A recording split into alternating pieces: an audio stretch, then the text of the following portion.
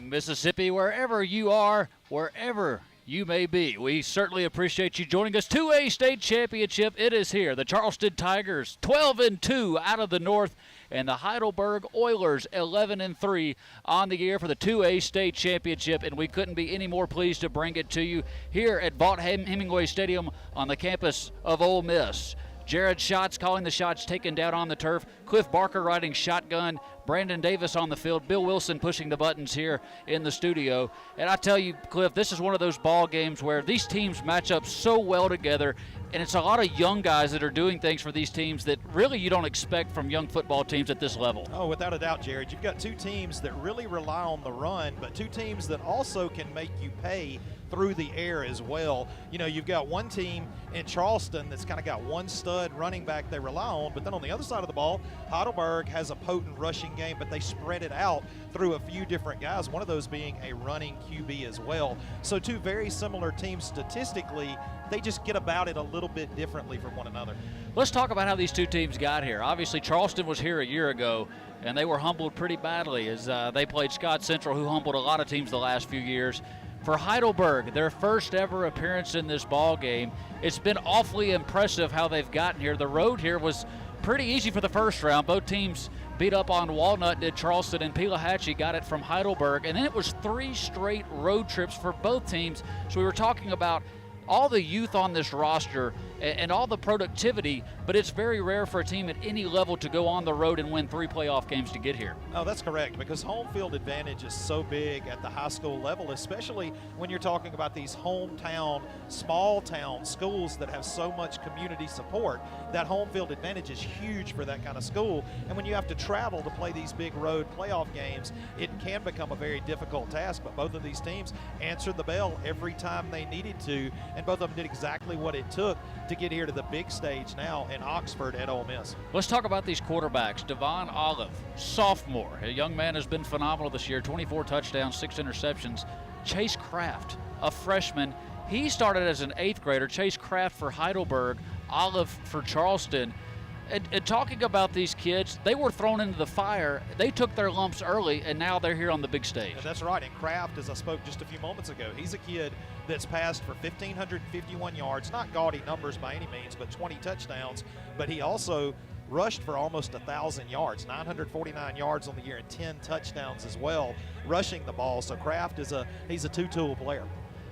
Well, the population of both of these towns, Heidelberg has 840 according to the 2020 census, a little more than 1,600 for Charleston. I can tell you somebody better guard the bank today, because most of those folks are here in the stands today. Tallahatchie County for Charleston, of course, Jasper County, oil country, that's where the Oilers get their name. And, boy, it's a big, exciting time for the folks from Heidelberg because they haven't been here. Meanwhile, Charleston, they haven't had a lot of success in this ball game. And that's correct. That was my next thought. Charleston has definitely been here. They've been here 7 times, but unfortunately for those Tigers from Charleston, only 1-6 in those 7 appearances. Did get a state championship back in 2011, but 1-6 as a whole for that school. And, you know, they're I'm sure desperate to move that more toward a winning record in state championships. Charleston has won 8 straight coming into here. Of course, the 4 playoff games, and 6 straight for Heidelberg, and their 4 playoff games included that as well. So we will see how it goes. We'll take a 3-minute timeout. When we come back, we'll have the starting lineups. Kickoff not far away. It'll be Charleston and Heidelberg coming up in just a bit right here on the State Championship Radio Network.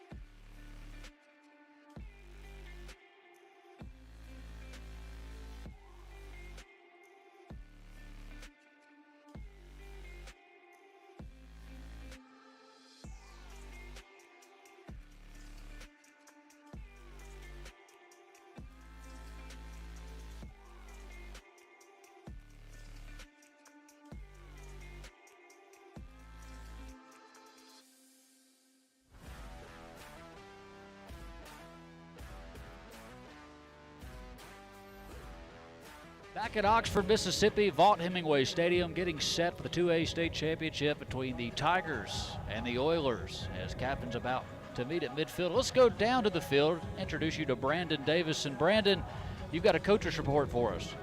Well, gentlemen, this C Spire call to the sideline. Glad to be with you today. A beautiful day here in Oxford. Had a chance to meet with both Coach Don Taylor and Heidelberg Coach Daryl Carter. For Coach Taylor, Charleston, he's a real simple, no turnovers.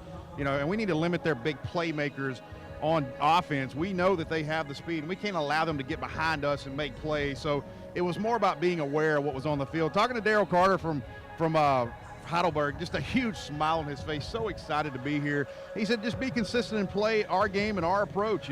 They're excited. Most people didn't give them the opportunity to be here, but we talked about that run they made through the playoffs to get here today here at Vaught-Hemingway Stadium, and they're just so excited. He wants to bring this one home for the Oilers. Boy, that would be big for that community. And Brandon, while I have you, the weather has changed drastically, not just from last night, but from this morning. It is beautiful out there. Well, putting on my weatherman hat, it's 66 degrees here at kickoff. Winds out of the southwest. Slight breeze about 5 miles an hour. We do have the sun that is trying to sit on the east side of the stadium. First time we've seen sun the past couple of days. Obviously, it's going down. Field conditions are really good. Got to give credit to this game turf staff here at Ole Miss. Did a great job last night of getting out here, putting sand down like they cut and rolled the field. And you do have some chopped up marks between the hashes as you would expect, but this shouldn't be a problem with the field conditions today. I can't imagine that. I mean, West Point played on this field last night. They don't run the football at all between the hashes now. Yeah, and it got kind of nasty out here last night. So, yeah, that's saying a lot about that field crew to have this field looking as good as it does today. And, boy, it looks like a really nice track out there for these kids to play on. Absolutely. Captains about to meet at midfield, and those captains, Devin Tribble, the linebacker for the Heidelberg Oilers. He's joined by Julius Bradley.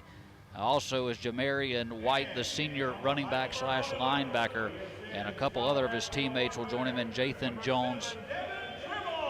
And the last one is Javier Bramlett. Bramlett is that anchor of that defensive line. Those are the captains for the Oilers. Meanwhile, across the way for the Charleston Tigers, DeAndre Riley. And we'll call his name a lot, wide receiver for those guys. And they got a few more guys. You've got the numbers on them, Cliff. Yeah, we've got Omar Wilson, Trayshawn Truly, Zechariah Kimball, and also, I feel like I missed one on there. We got DeAndre Riley and Quentin Carter. That's the young man I was missing there. Quentin Carter is the other captain. The Oilers will have on the blue headgear. They'll have the old Houston Oiler logo in yellow on the side, the old Derrick on the side. Yellow jerseys and black pants. They'll have on the blue lettering and blue numbers. Meanwhile, on the far side for the Charleston Tigers, they'll be the away team today. They've got on the white jerseys, black lettering and numerals, and the yellow pants, and the black pant stripe running down the sides. I always like to kind of point out what college I think it looks like, and I see Iowa on the far side for Charleston. I don't know that I really have a comparison for Heidelberg on the near side. It's kind a different unusual color combination for the Oilers. But it is sharp and it's easy on the eye, so we'll take it. It is. We're going to step away for another 3-minute timeout. When we come back, we should have the coin toss, and we will have kickoff of the 2A state championship between the Charleston Tigers and the Heidelberg Oilers coming up right here on the State Championship Radio Network. I probably should have held it and got the coin toss, but we'll do starters when we come back. We specialize in wholesaling, retailing, and the delivery and installation of premium longleaf pine straw. Our products' quality and our services' reliability have consistently garnered positive feedback from our clients. Serving the entire state of Mississippi, Pine Straw of Mississippi. Check out our website at pinestrawms.com. To be safe around electricity, here are a few.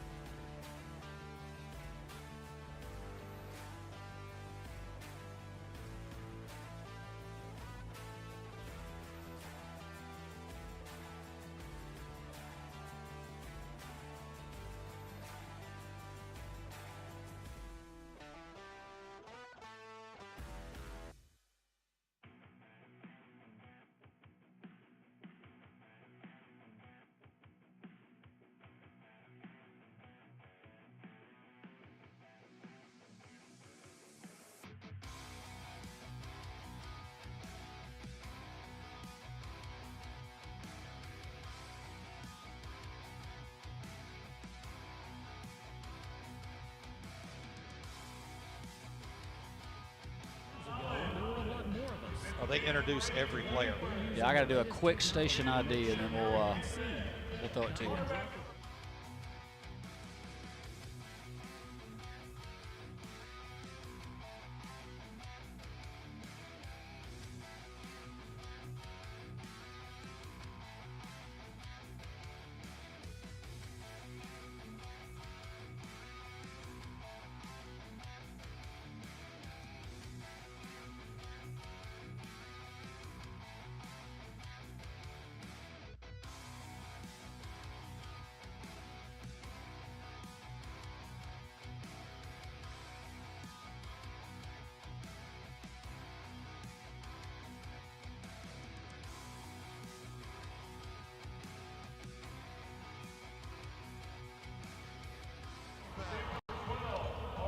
Now time for the starting lineups, the Whataburger starting lineups as we throw it over to Cliff. Yeah, first we'll take a look at the defense for the visiting Charleston Tigers. All the South teams this year are the home team. So we'll take a look at Charleston first. Down at defensive tackle, Montre Stanford and Calvin Westbrooks. The defensive ends, Eric Hampton and T. Edwards. The linebacking core, Timothy Kirk, Quentin Carter, and Cam Andrews. Back there at the cornerbacks, Cashwan Drain and K.T. Williams. Back there at the two safeties, Dre Riley and Omar Wilson. Now, over on that offensive side, we've already told you about Devin Olive. He's a serious player back there at quarterback, but he's joined in that backfield by Marcus Flowers. When they use a fullback, that's Lamar Frost. The wide receivers, Dre Wiley. Drain is also one of those wide receivers, Omar Wilson and David Ray. Then the big guys across that offensive line, Zach Kimball, C.J. Westbrooks, Adonis Tellis, Shamar Wren, and Montre Stanford. Now we'll flip over and now we'll take a look at this home team here, the Heidelberg Oilers, who we have been informed by Breck Riley, their color scheme is the Delaware Blue Hens. So we're going to go with nailed it. Delaware Blue Hens. So first off, for that defensive line across the front for the Heidelberg Oilers, out of the defensive ends, Madalen McKenzie and Javier Bramlett. Down at defensive tackle, James House and Lonze Nicholson. Jamarian White, Devin Tribble, and Destin McCray playing linebacker. Jacaden Moore and Chase Kraft are the cornerbacks. Lathan Gavin and Julius Bradley are those two safeties. Chase Kraft is the quarterback. He's joined by Julius Bradley in the backfield. The wide receivers, Destin McCray and Alricus Graves. Another wide receiver, Jacaden Moore. At tight end, Aaron Wallace. Across that offensive line, Jaden McDonald, Jathan Jones, Zion Jones, Travian McGill, and Freddie Gavin Jr. Those are your starting lineups, the Whataburger starting lineups. And also the Kirk keys to the game, Cliff. Both coaches, they know they've got to stop the run. Turnovers a big factor as well. Oh, without a doubt. Charleston's got to stop that run. I mean, Heidelberg has put up some serious rushing yards this year. Sorry about that. 3,097 rushing yards on the year for Heidelberg. Heidelberg has got to not turn the ball over. They had 14 turnovers in the first two games. And now if you're Heidelberg, you've got to stop Marcus Flowers. That young man, 1,704 yards and 25 touchdowns on the year so far. Quite the task. Daryl Carter, the coach, in his first season here at Heidelberg. They've never made a state championship. I'd say it's a pretty good record to come on board and take them to the state championship.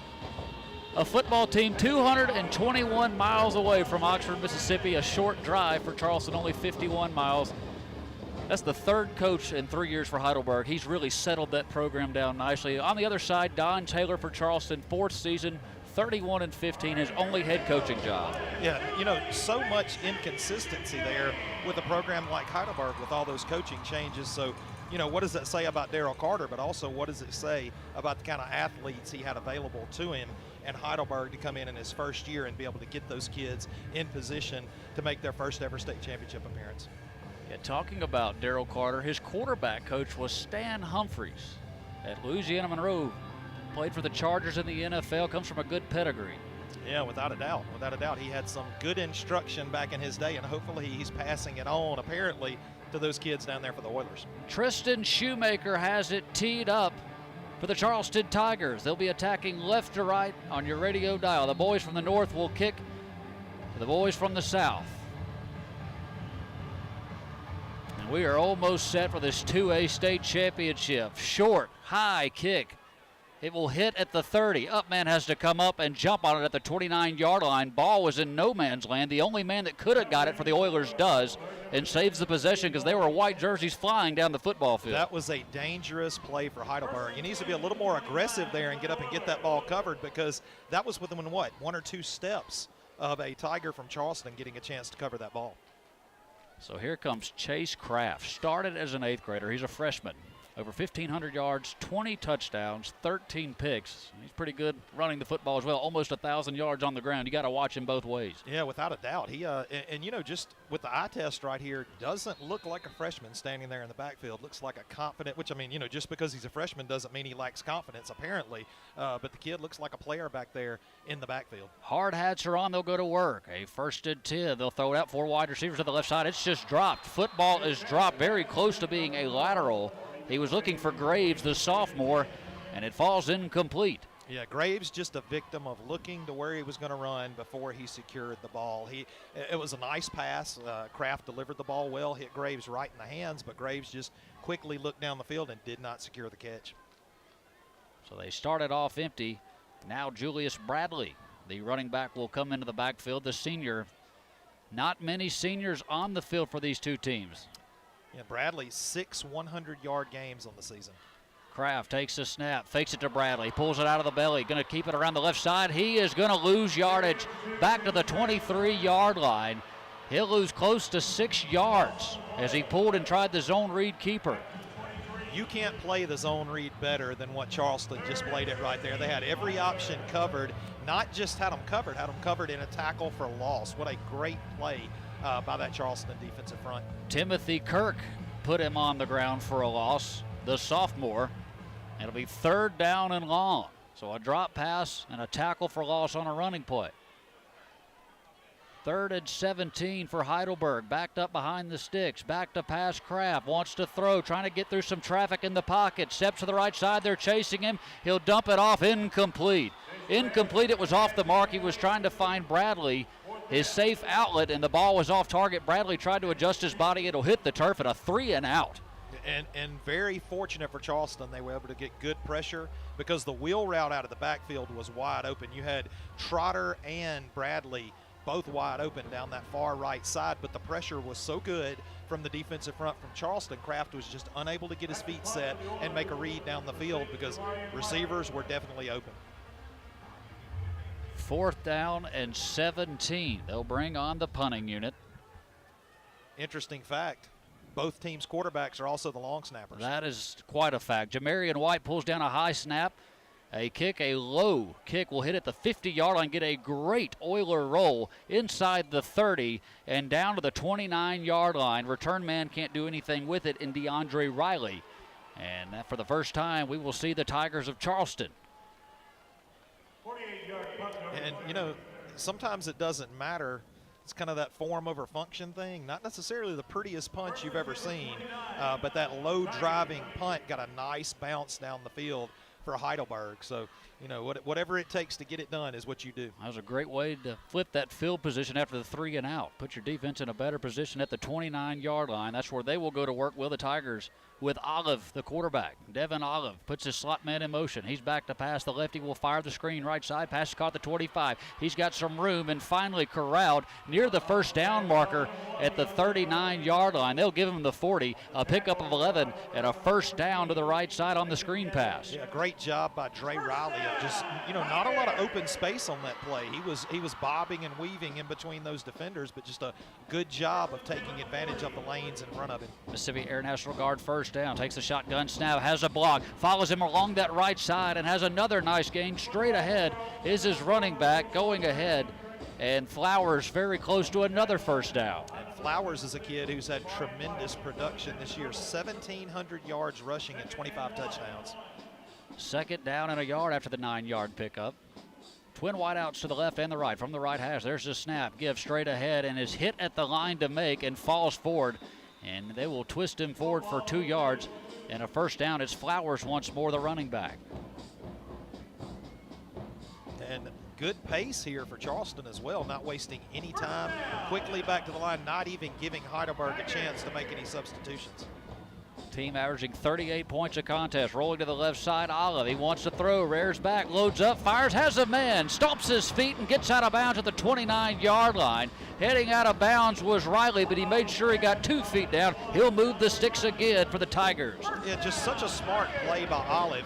That's just a simple smash concept. You've got a underneath route that pulls a corner up. You've got over-the-top coverage by a safety, and you've got a wide receiver running a 6 route to the sideline. Easy read for the quarterback. Air National Guard first down. They hand it off. Flowers dragging Oilers up the field. And a pickup of 4 more straight up the middle is Flowers. And they were holding on for dear life as he was trying to find the secondary there. And he's not only dragging defenders, he's dragging a 250-pound defender down the field. They'll give him 4 on the play, and it looks like a little movement up front into the neutral zone for the Oilers. Yeah, the Oilers had a couple of guys that definitely broke that neutral zone. On the defense. Charleston making everything look easy, everything looking very difficult on the first series for the Oilers. Inside the Raisin Cane's red zone. They'll mark it at the 18-yard line. Another Air National Guard first down. This is the Farm Families of Mississippi first quarter, just underway, 9:21 to go. Here come the Tigers driving on their first drive on the left side of the hash. He'll give the handoff. Flowers bangs off a couple of Oilers, still going, and finally chopped down near another first down. A gain of 9 to the 9. It's Flowers. It's becoming easy to see why Flowers has such gaudy numbers, because yards after contact are no problem for this kid. He bounced off 2 or 3 defenders and just keeps those shoulders heading downfield. Second down and a yard, and the Oilers have had enough. They want to call a timeout. Tigers driving with ease. They are threatening first. 8:52 opening quarter. As Charleston trying to get off the goose egg on the scoreboard. We'll see if they can. We'll take a 30-second timeout. This is the State Championship Radio Network.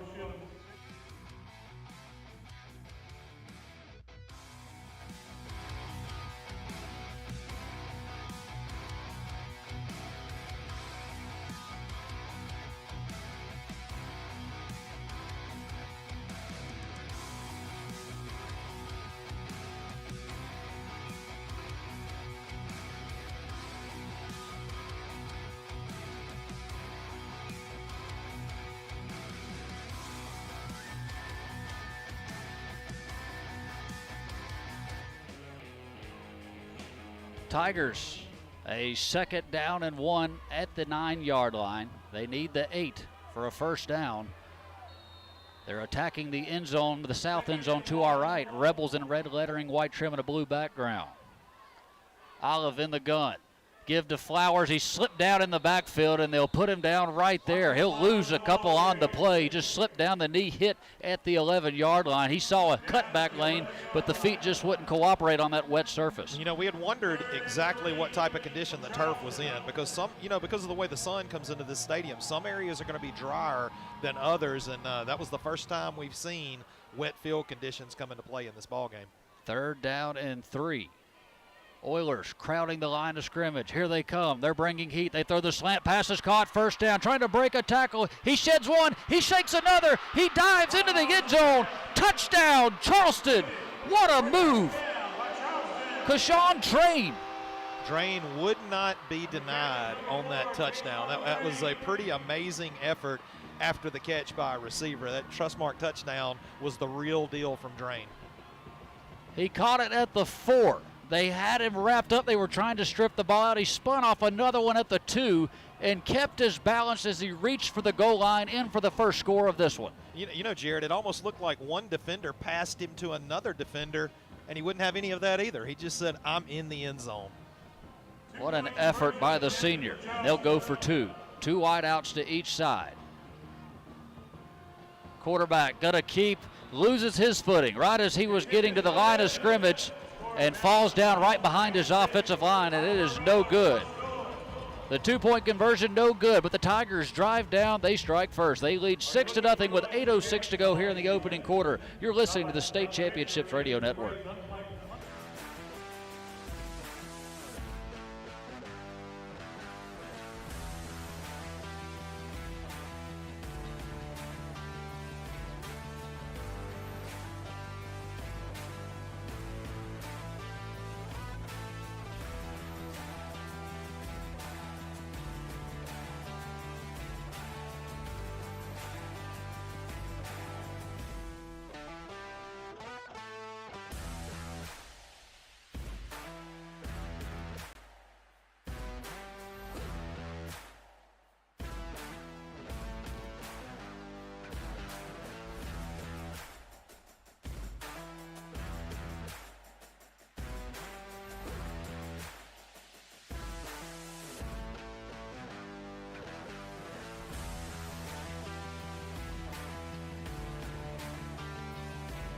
Back like Flowers, he's pretty good at piling up yards this season.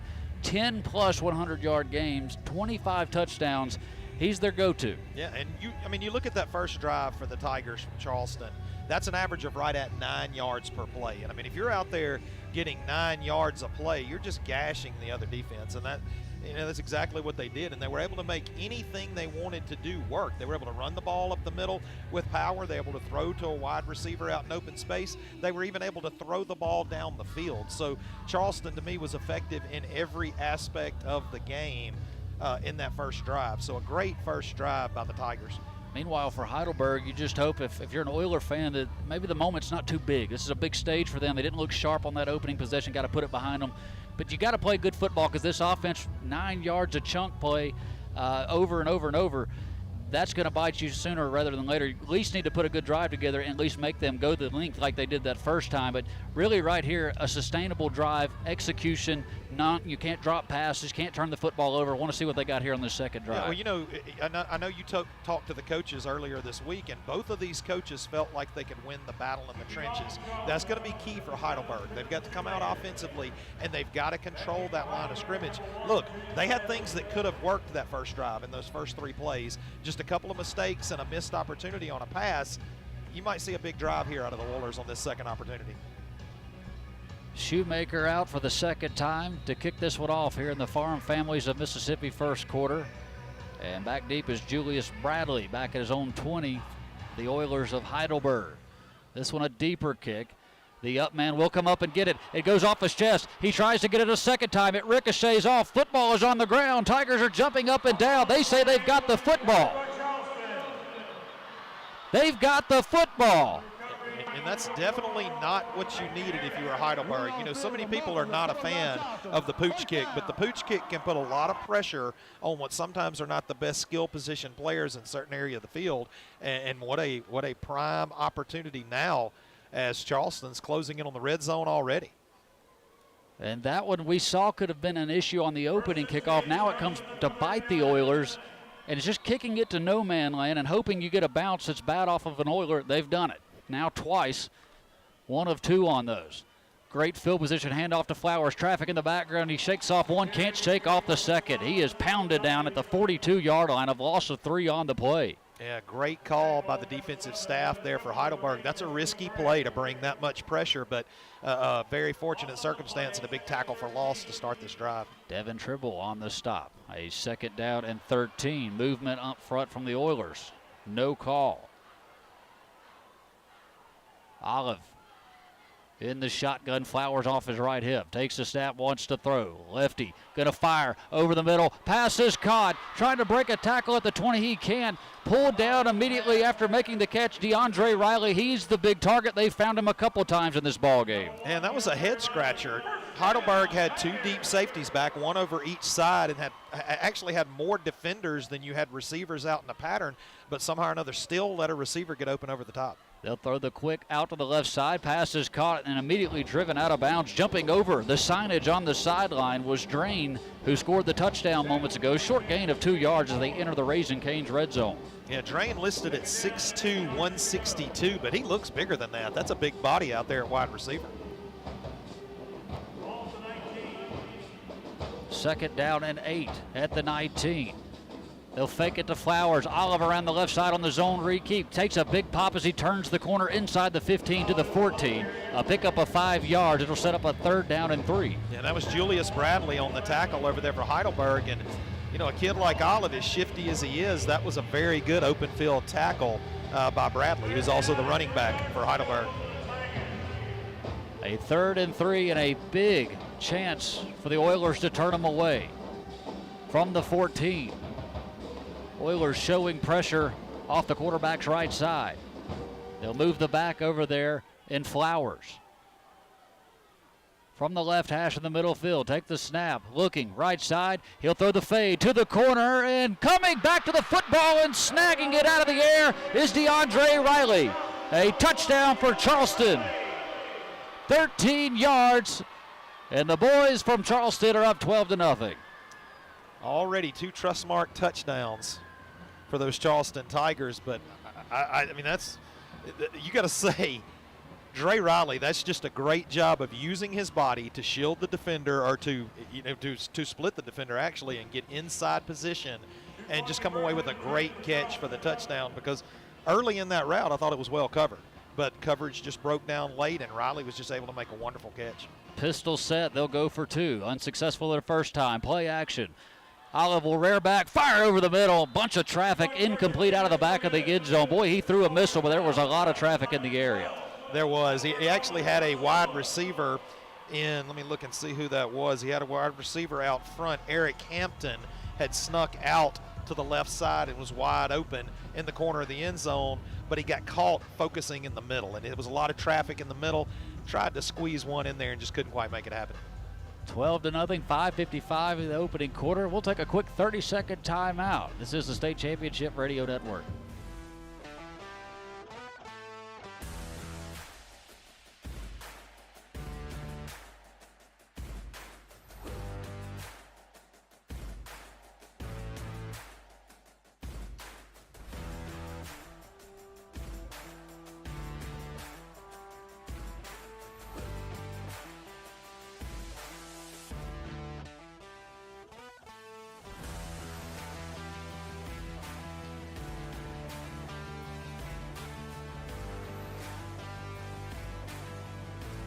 .55 opening quarter, all Charleston up 12-0, and we'll go down to Brandon. And special teams not so special for Heidelberg. Well, I think, Jared, what you're seeing is the experience of this Charleston team. They saw something on the film and they went after it. This time Bradley has it. They finally grabbed the football cleanly on the third kickoff here in the first quarter. Bradley will take it up to the 35-yard line. And this is a point in the game where it feels like to me that Heidelberg just needs to settle down. And I know that's easier said than it is done, but they did some things that were good that first drive. I know it was only 3 plays, but they did have open receivers down the field. We know they can run the ball. An Air National Guard, 1st and 10 at the 35-yard line. Oilers went 3 and out, gave up a score, then muffed the kick, gave up another score. Now they got the football back. 1st and 10 at the 35. Snap to the quarterback, waits patiently, into the seam, 50, 40, 30. The chase is on. Chase Craft will win it. 65 yards, and the Oiler fans are on their feet. Touchdown. Jared, would you say that's an answer? And then some. Yes. I mean, that was beautiful. Quarterback counter, got in behind those pulling blockers and just took advantage of the open space, then put his foot on the accelerator. What a great play by Heidelberg. And the freshman who started as an 8th grader shows you he's got some wheels. And they'll go for 2 as well. And you can see why special teams can be a little tricky for these two teams. They're not big into the kicking game, especially place kicking. There's the handoff to the running back. He is hit and denied. Handoff to Bradley straight ahead out of the shotgun, and the 2-point conversion, no good. So with 5:34 left in the opening quarter, the Charleston Tigers 12, the Heidelberg Oilers 6 will step away. A 30-second timeout right here on the State Championship Radio Network.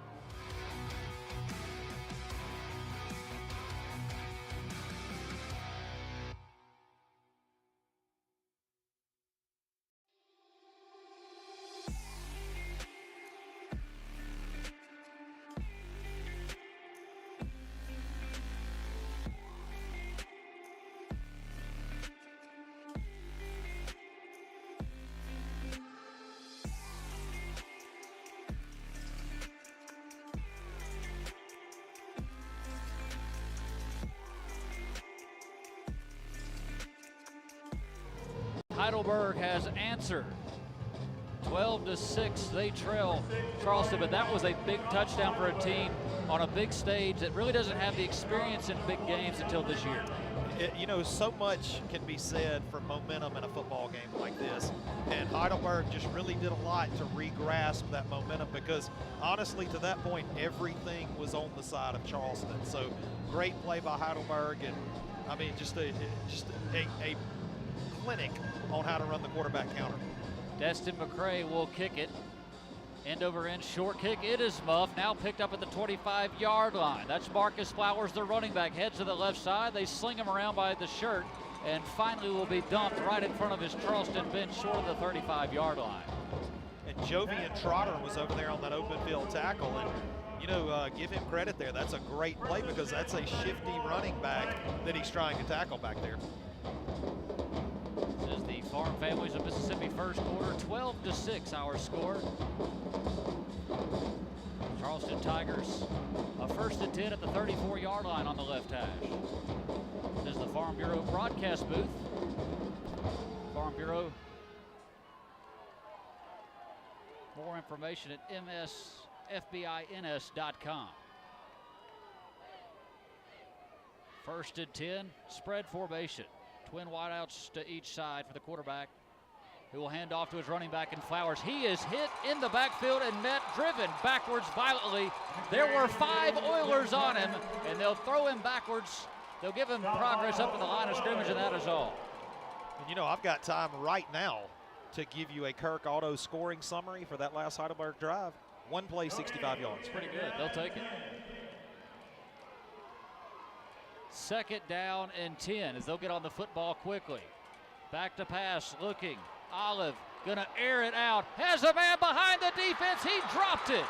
He dropped it. DeAndre Riley would have scored with ease, and he thought about that before he squeezed it, and he'll drop the football. And that was one that, I almost questioned, did he have the ball in his hands long enough to have possession as I'm watching the No, he never secured it. As he went to transfer into his arm, he dropped the ball, just dropped the ball. He had beaten the defensive back in Jacaden Moore, and I mean beaten him badly. How many times you think he'll replay that play in his head? If they win, not as many as if they lose. Wow, that's a big missed opportunity early in a ball game. 3rd down and 10. This is where the Oilers want them. They haven't put them behind the chains in this ball game. Back to pass, Olive. The lefty stands there. He's got a running alley. He's going to tuck and run. It closed quickly. Back to the line of scrimmage, and nothing more. It'll be 4th down. If you ever question whether or not offensive momentum translates to defensive success, perfect example right here. You had no momentum on either side of the ball. You get that one play, huge scoring play, and now the defense is lights out the next possession. Cashwan Drain on to punt it away. He scored one of the touchdowns for the Tigers. He'll await on it at the 21. High snap, it's over his head. Over his head, he goes back to retrieve it. He's gonna tuck and try to run. He's breaking to the near side, nothing but yellow jerseys there. They'll trip him up, and a huge play for the Oilers. A bad snap doomed the punt, and the Oilers will have the football at the 25-yard line. Yeah, this has been a game where it's a tidal wave one direction and now a tidal wave back the other direction. If it continues like this could be an exciting day, Jared. Brandon, we hear about it all the time. What's that third phase of the football game that everybody takes for granted, and that's special teams? Special teams wins games. So special teams has bitten both teams here. And now the Oilers at the 25-yard line, a 1st and 10 for Chase Kraft. Got a split backfield, a back on each side. 2 receivers into the boundary left. Heidelberg's got an extra lineman over on the right side. Everybody coming in tight. No safety over the top. There's the snap. Kraft handoff to his running back, and he will move the scrum forward, and the scrum continues to move. They'll finally pull him on the ground. It'll be a short gate on the play. 3, maybe 4 on the play, and that was the give to Julius Bradley once more. Yeah, the Oilers just a minute and a half ago looked like they had no business being on the field. Now feel like they're, I know it's early, but almost feel like you're in control at this moment in the game. So a 2nd down and 6 after the gain of 4. Chase Kraft split backfield again, slot man in motion.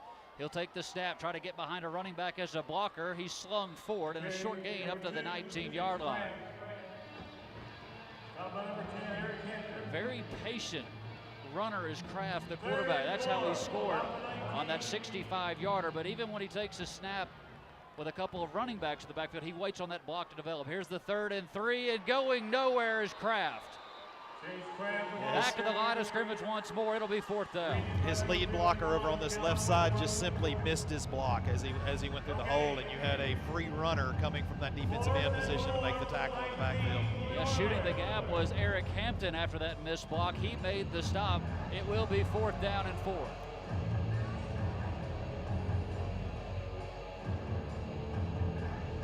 Inside that Raising Cane's red zone at the 19. Haven't even thought about kicking this one. Oh no, this is definitely 4-down territory. I don't think we've already discussed that. I don't think there's much of a kicking game for either team. Daryl Carter frustrated by his team not getting the play call. He throws the headset, calls timeout. The second timeout of the half. Your 32nd timeout. I think the emotions are a little high in this one. Well, you got to believe Coach Carter understands how important this moment in the game is. You've got a chance to go down here and tie this thing up, and with a 2-point conversion, take the lead when, as I told you just moments ago, this game looked like it was in danger of becoming a runaway already in the first quarter. So you've got this huge momentum booster with the turnover. You've got to take advantage of that. You've got to put points on the board in this situation. 12-6 our score is the opening quarter. Sudden change. I guess that's what I'm going for. You've got to capitalize on sudden change in the game of football. You talked about momentum. I always laugh at those that say it's not a real thing. Oh, it is. It is so real. Momentum is everything. You know, I harken back to my coaching days. These are 16, 17, and 18-year-old kids you're dealing with. This is a mental game. And if you can get these kids believing, it just becomes huge. So out of the timeout, a 4th and 4 at the 19-yard line. So glad to have you, Jared Schatz, Cliff Barker, Brandon Davis down on the sideline, Bill Wilson, our producer. A 4th and 4 for Chase Kraft. Big set, everybody get tied. There's the snap to Kraft. He goes ahead. He's hit short of the line to gain. He keeps going. He'll have the first down at the 12-yard line. Just bouncing off would-be tacklers. He'll move the sticks for the Oilers. Kraft is shifty. I mean, absolutely. He got hit right at the line of scrimmage, got hit once past the line of scrimmage, broke 2 tackles and shot forward for the first down. He'll get the stick set, and immediately Kraft will get the snap. He'll go straight ahead, and Kraft will drive his way inside the 5-yard line. And a good pickup of about 7 yards on the play. He's second down and short inside the 5-yard line. And credit that Heidelberg offensive front. They don't desert their running backs. They continue to push those guys downfield. That scrum seems to always move forward for Heidelberg. No wide receivers in the formation. Kraft takes a snap, give to Bradley. Bradley trying to find some room on the left side. He is slung down very close to the line to gain. He had his eyes on 6, and it looks like it'll be 3rd down and very short. Yeah, Bradley actually, you were talking about patience in the backfield. He almost hit the hole too quick. I think he beat his blocker to the hole. And the snap, but not before. They'll get a timeout, will the Charleston Tigers. They want to burn a timeout. It will be 3rd down and 1. The first time out of the half. So if you go back to that last play, you had a pulling lineman coming from the backside, and Bradley actually beat the pulling lineman to the hole. If he's there one step later, he had an opening to the inside, but he got there ahead of the lineman and ran into defensive traffic. They've gone big down here with their big set. And these are guys known really for their skill guys on the outside. But even when the football was not inside the red territory, you saw the safeties come up for Charleston. That's how much they respect the speed, trying to really limit and box up this running game of the Oilers. Oh, without a doubt. The safeties are essentially playing 2 extra linebackers is what you're doing at this point in the game, because you see what's happened these last 2 drives. The Oilers have decided we're going to run the football. We're going to take advantage of this ground game. 3rd down and 1. Football is just inside the 3. They need the 2 for a 1st and goal. You know you're serious about your lead blockers when one of your lead blockers is wearing number 90. 259-pound Javier Bramlett back there as a blocking back. Destin McCray will now come in as the Wildcat quarterback. Still have personnel shifting on and off the field out of a timeout. And they may have to burn another timeout. And they will. Wow. Something wasn't right out of the timeout. And the Oilers had to burn another one. So we will burn one as well. 30-second timeout for us. A 3rd down and 1 inside the 5 as the Oilers are threatening down 12-6. This is the State Championship Radio Network.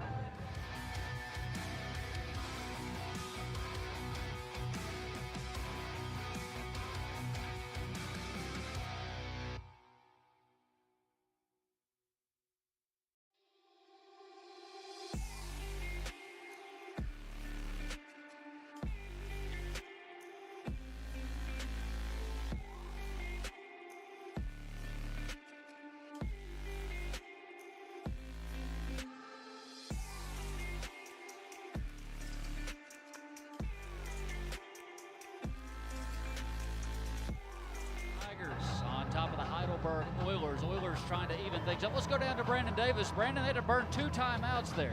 Yeah, Coach Carter was not happy at all, and you would imagine that. They had to burn a timeout the second time because one of the linemen did not have a mouth guard, and he was taken out of the game. So a very frustrated Daryl Carter right now. Well, he threw the headset the first time, and then he had to burn another one. 3rd down and 1 at the 3-yard line. They will stay with McCray, the Wildcat quarterback. Actually, they'll snap it this time to Bradley. Bradley straight ahead. He's hit and should have a 1st down. He needed 1 yard, and I believe he got just enough. On the stop was Frost, who kept him out of the end zone. I don't think he got it, Jared. The side judge on the far side had him beyond the markers. And now there is a discussion amongst the officials. Well, that's a tough angle in that far end of the field down there, but if I'm looking at the ball, it looks like the ball's just outside the 2.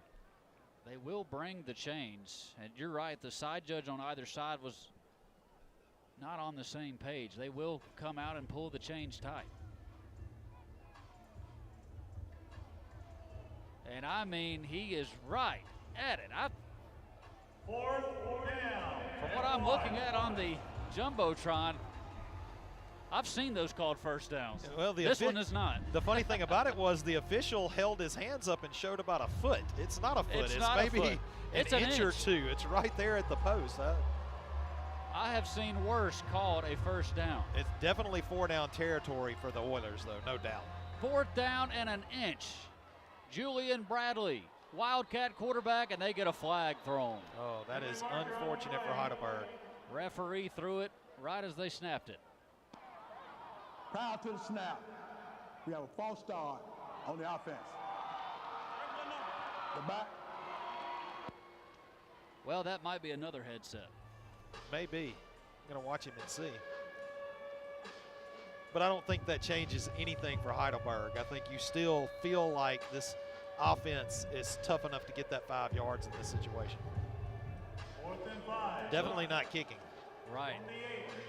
4th and inches has now become 4th and a little over 5. Offense on the field. They'll snap it from the 8.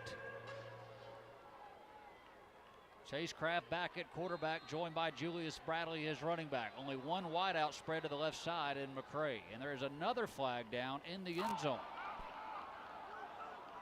That ball, delay a game on the offense. 4th down, 4th and. Well, it's been a series of events down here. This has been interesting, very interesting. Went from 4th and inches to 4th and 10 plus. So 4th and 11. And that should do it for the first quarter. And time has run out. And now they'll blow the play dead again. I think they're finally going to end the quarter. That is the end of the first quarter. That whole situation was very strange with the flow of the game to end the first quarter. Heidelberg saying, what do we have to do to get this snap off? And they'll have to wait till we start the second quarter. We've played 12 minutes into the first quarter. Charleston Tigers 12, the Heidelberg Oilers 6. We'll pause for 1 minute right here on the State Championships Radio Network.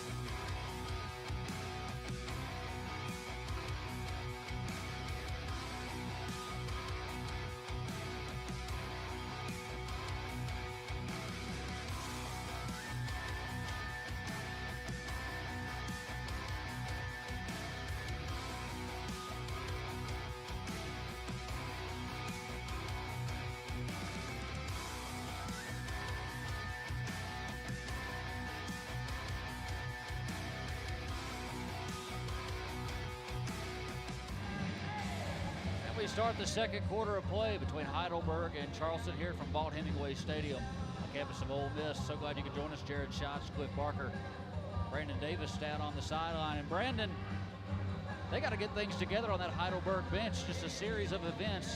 They could forget it all if they could score here, but it's been kind of a mess down there. Well, I think you're seeing the experience, or the inexperience, let me say, of Heidelberg here, not being in a game of this magnitude. Really the things you're seeing are just mental errors, not having a mouth guard, a false start, little things like that where you're going from a fourth and inches. And I'm like you guys, I don't know how you don't call that a first down. I've seen some way further back that's been called a first down. But I think, you know, what Coach Carter's done a good job of settling these kids down, and it's just surprising they're still in this ball game. Heidelberg going for their first state championship. For Charleston, this is their 8th appearance. They're 1-6. They did win it back in 2011. Last year they tried for another title, and Scott Central won that ball game 42-14, and it was over really when it kicked off. Scott Central was something else. And now we start the second quarter, a 4th down and 12 at the 12-yard line.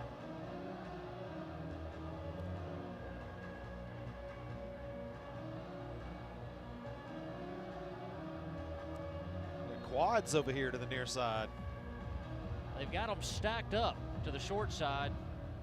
4 wideouts, 2 stacked up upon 2 to the inside, the slot. Back to pass, firing towards the end zone, incomplete.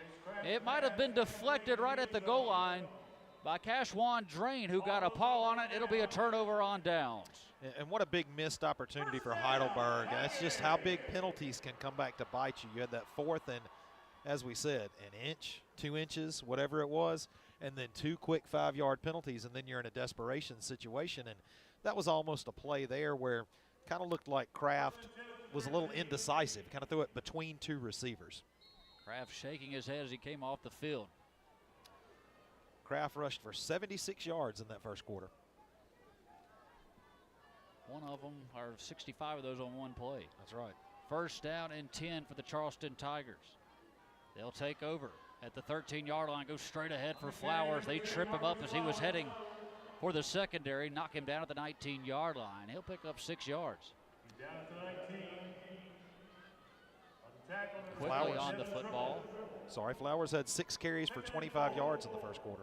Tigers take the snap, second down at 4. Flowers puts his pads down and will lunge his way forward right into the heart of that Oiler defense. He'll have 4 yards up to the 23, move the sticks for the Charleston Tigers. Yeah, that'll be another Mississippi Air National Guard first down for the Tigers. This is the Mississippi Sports Medicine second quarter. That'll be Charleston's 8th first down of the game already. Devin Olive, the quarterback. 4 wideouts, give Flowers straight ahead. He'll move the pile forward again, falls forward every time he touches the football, and he'll have 4 more. On the stop, making the stick was Jamarian White for the Oilers.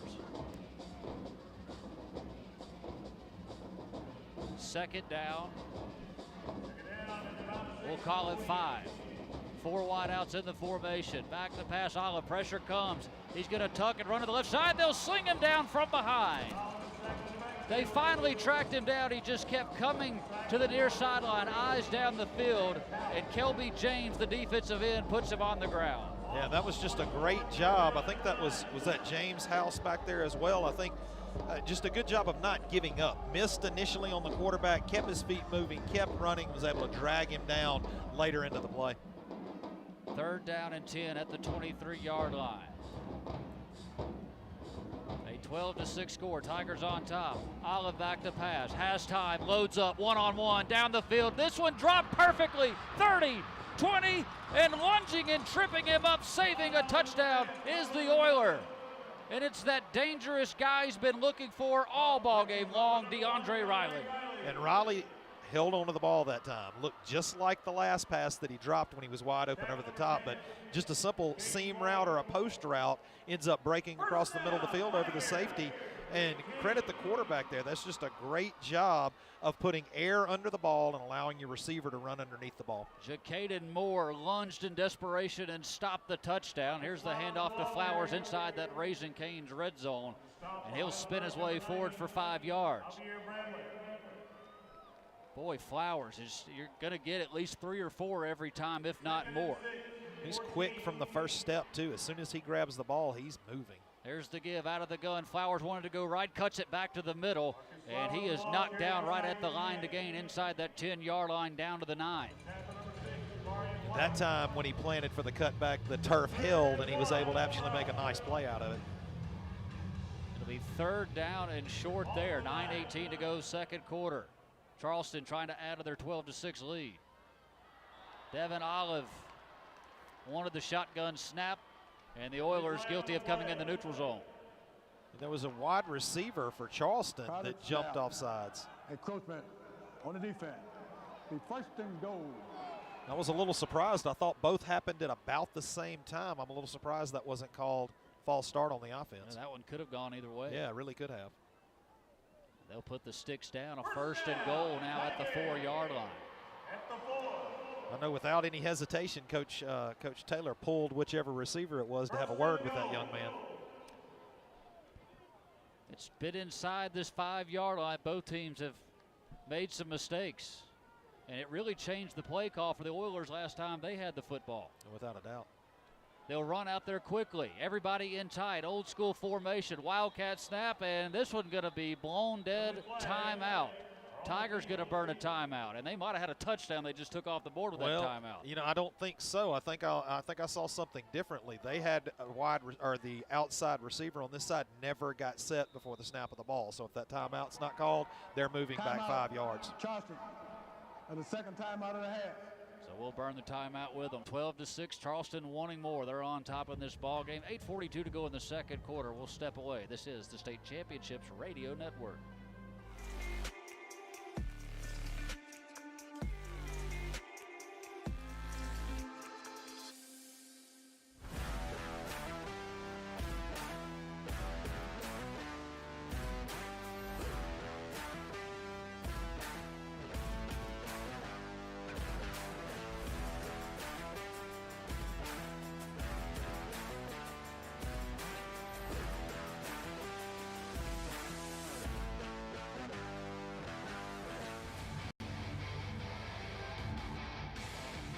First and goal back in Oxford here in the 2A state championship. Charleston Tigers threatening right to left on your radio dial. And Tigers, they've been awfully efficient. It's been special teams that's really made this game fun, and some miscues inside the 5-yard line for both teams. Without a doubt, and as I said, Charleston very fortunate they got that timeout called. There's the snap. Wildcat formation hit short of the line to make. And it'll be knocked down at the 1-yard line, the Wildcat keeper by T. Edwards. And they'll get on the football quickly. No wide receivers, big boys of the ball game. Second and goal from the 1. Edwards straight ahead. He'll dive, and it's taken away. The football came out. The Oilers are running with it. Midfield, 40, 30, 20, 10. What a change of events. Touchdown Oilers. All the way for 6 is Graves. I've got to see the replay on that. That ball popped out. Nobody saw it. Graves picks it up and goes 100 yards. I thought for sure he was in for the touchdown. The far side judge was running in from the sidelines, and I was expecting him to raise his hands at any moment.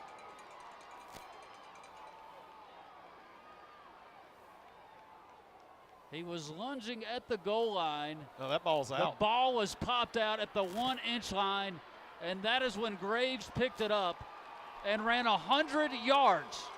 Good on the officials for not blowing that play dead. So many times you'd see a whistle blow that play dead. That was a clear fumble. A 14-point swing. Well, in this case, at least 6. And make it 12.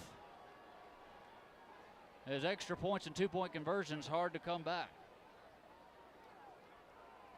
So they will go for 2. Chase Kraft takes the snap. Keeper gets a couple good blocks. He is in. 2-point conversion by Kraft. And the Oilers have their first lead of the ball game, 14-12. That may be the craziest play of the weekend so far. What an unbelievable play. And what a heads-up play for Heidelberg by that young man Graves. I mean, just a great job of realizing what was going on. Alricus Graves goes 100 yards, and the Oilers have a 14-12 lead here at the 2A state championship. And I'm with you. The refs looked like they were going to come in, blow it dead. They didn't. And honestly, it's one of those, you see it so many times, it frustrates the heck out of you when they do that. They didn't do it that time. And heads up by Graves. I think he's the only one that saw that football the way it popped out. Yeah, and you know, when we got a good look at the replay, I mean, it's obvious. It was a clear fumble. We'll step away for a 1-minute timeout. 14-12. Heidelberg on top of Charleston here in the second quarter. This is the State Championships Radio Network.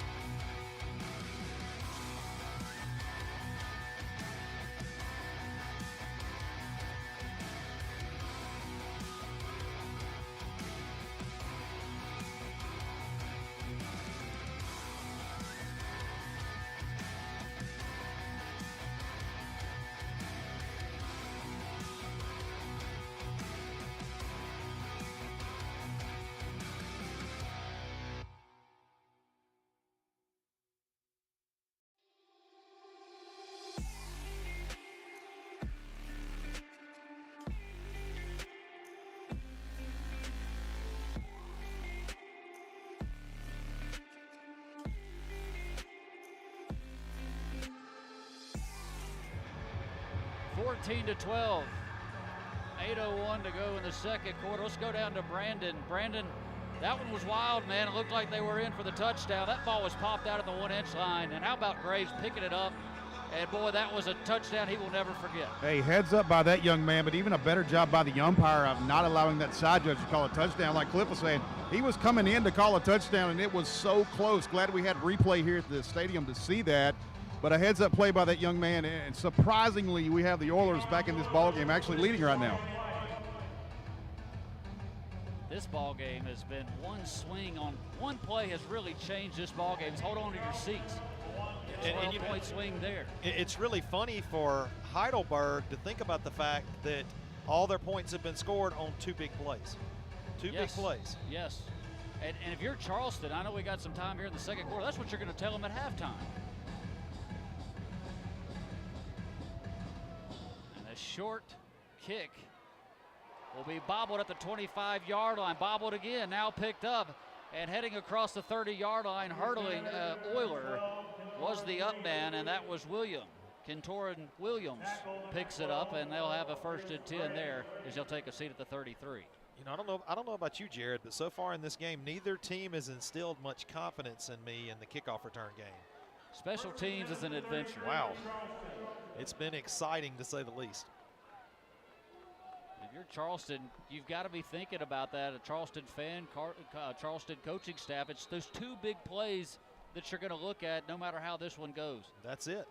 That's it. Now, Heidelberg did put the one good drive together that stalled, but the points have come on the two big plays.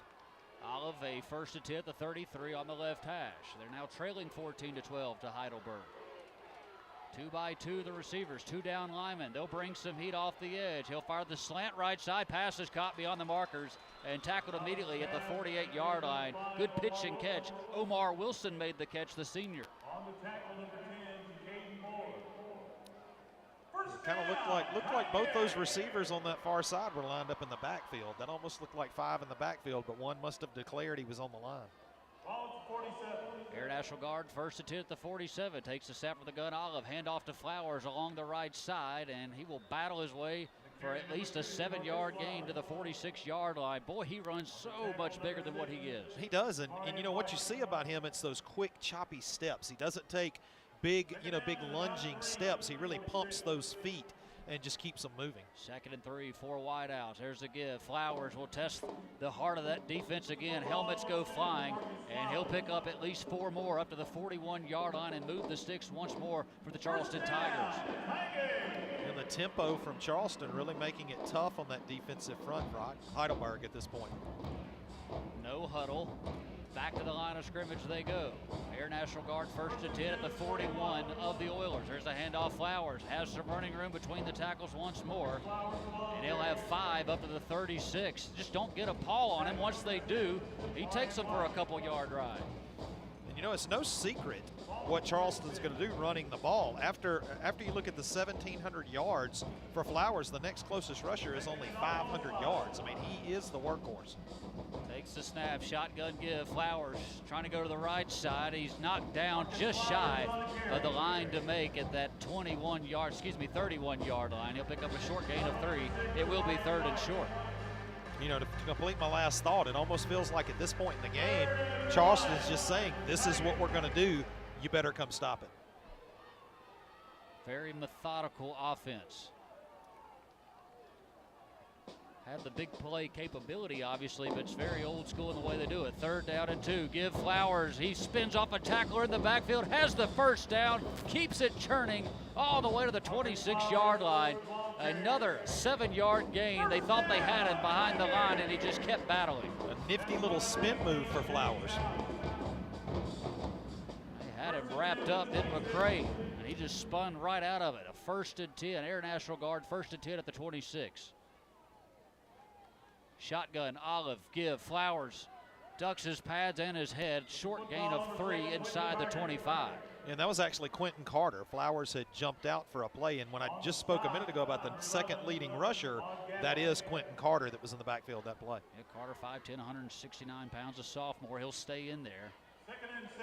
Here's the 2nd and 7. Back to pass, Olive, the lefty looks left, now looks right, steps up, fires, man wide open at the 10-yard line. He'll split 2 defenders. Touchdown Tigers. 23 yards as he hooked up with his wide out, standing all alone, and Omar Wilson. It was a great job by Olive of pressuring the defense just by looking for a moment like he might run in open space and causing that defender to come up and run support. How about Olive not panicking, just stepping to his right and finding his wide receiver in zone coverage? Yeah, just a little half roll, you know, just he never even tucked the ball down. He just looked as though he might leave the pocket to the right. T. Edwards in, Wildcat formation, snap to Edwards, he is in. 2-point conversion is good this time, and the Tigers of Charleston roar back. They have the lead back at 20-14. We'll step away, 30-second timeout, 2nd quarter here at the State Championship Radio Network.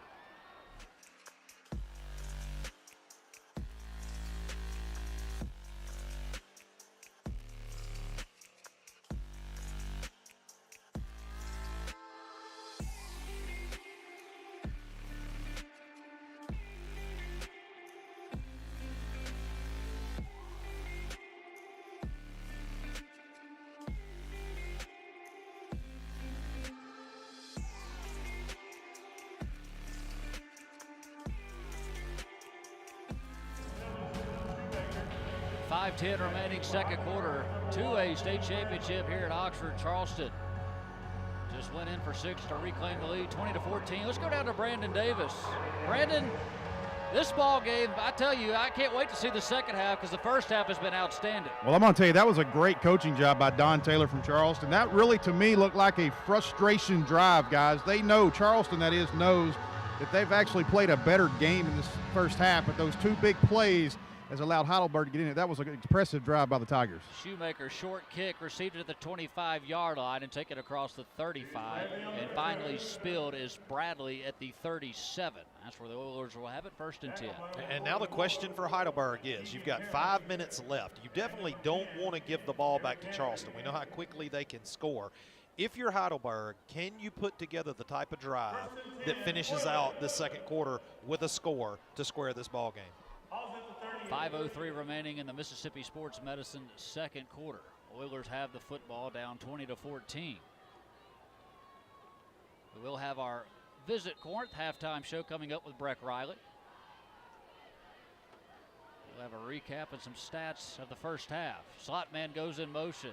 They'll fake the toss. Keeper up the middle, has some running room across the 40 and tackled on the Ole Miss logo at the 46-yard line. A couple yards shy of the first down. Chase Kraft, a nifty fake there as he just kept it right up the gut. Yeah, great play on first down. Really ahead of schedule there for Heidelberg. Just did a good job of influencing the defense with the fake to head one direction, then bringing misdirection back the other way. 2nd down and 2 at the 46. Shotgun give up the middle, has a first down up to midfield, a gain of 4. It was Julius Bradley who got the handoff that time, and he'll turn forward to move the sticks for the Oilers. And Heidelberg benefiting from that quarterback that's both a threat to run and to pass. You've got that young man in Kraft, like I said earlier, almost a 1,000-yard rusher and a 1,500-yard passer. He's definitely a dual threat. Mississippi Air National Guard 1st and 10. They're at the Tiger 49. Man in motion, takes the snap. Kraft give to the running back right side. He is leveled into the turf. He'll lose a couple of yards as he tried to find some running room on that right side, and he was planted into the turf. A heck of a tackle that time by Cameron Andrews, the linebacker. I think Charleston chose a very fortunate time to bring pressure that time and brought it in the right spot, because I don't think that was a missed block. I think that was just a really good run stunt by the Tigers. 2nd down and 12. Back to their own 49-yard line from the right hash, just to the bottom of the Ole Miss logo at midfield. Kraft takes a snap. Waits, fires over the middle, had a man with just a step on the defender, cannot connect, incomplete. It was pretty good coverage. He was looking for Jacaden Moore right over the middle. Ball was too far out in front. Yeah, but I agree with your first thought. It was tight coverage, but Moore was over the top. He did have just a little bit of separation, and if that's an accurately thrown ball, that's a big play for the Oilers. It'll hit the ground incomplete, bring up a 3rd and 12. Stops the clock, 3:31 to go until halftime. Now my thought here, if you're able to get a few yards here, is this 4-down territory at this point in the game? 3rd and 12, Kraft. Pressure coming. He steps away from one, puts on the brakes from another. He can't escape them. Too many Tigers come flying in. He is sacked all the way back at the 41-yard line. He avoided one, avoided two, and the third wave got him.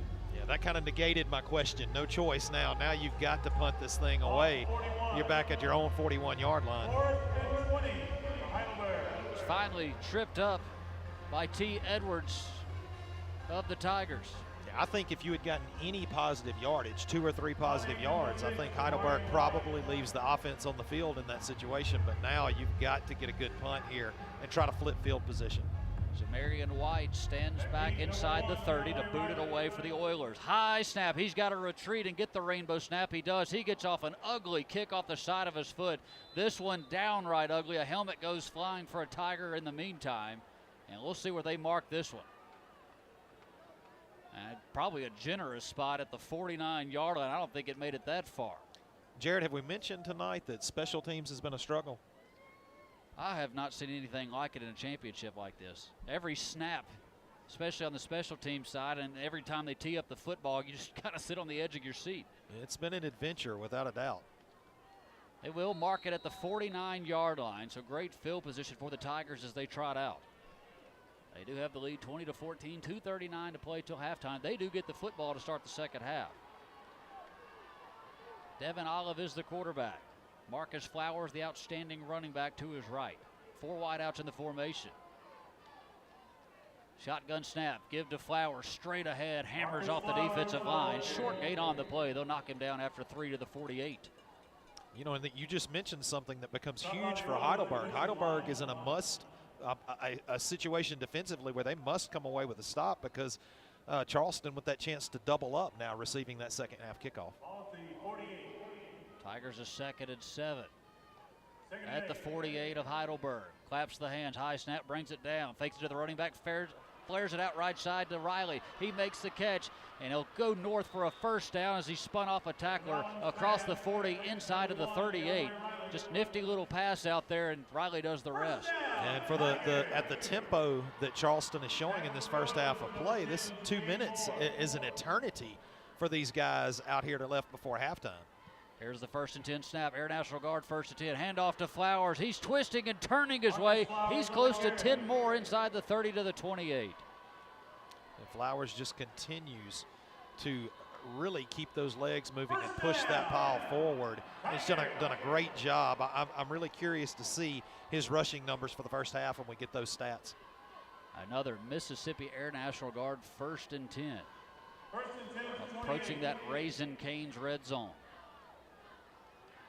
1:27. They'd love to milk this clock and cap it off with 6 and get the ball after halftime. Hand off to Flowers. They pull him down as he crosses inside the 25-yard line. Short pickup on the play. Give him 4 on the play. And that was a play where that defensive front for Heidelberg did what you've got to do to stop Flowers, and that's hit him down in those ankles, down below the knees, low in that body, and stop those feet moving. Inside a minute.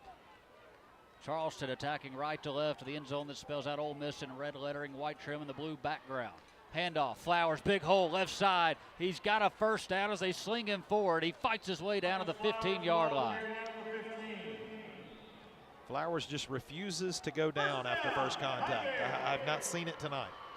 You know, nothing's really been consistent in this ballgame, especially in special teams, but when you look at Flowers, I mean, he is the definition of consistency every time he touches the football. Without a doubt, he has been a beast carrying the football so far. 1st and 10 at the 15. 2 wide to the left, 2 to the right. Here's the handoff. Flowers, big hole left side. 10, 5. Flowers, touchdown. Touchdown, Tigers. Flowers goes the distance, 15 yards. He had a big hole, and you're not bringing him down in the open field. His burst is so impressive. I mean, when he put that foot down in the ground and decided he was going straight downhill, he would not have been stopped. I mean, he's just carrying so much momentum and so much quick burst speed. He's an impressive young man to watch out here carrying that football. 26-14, and that one's tough if you're the Oilers. Only 25 seconds left until halftime.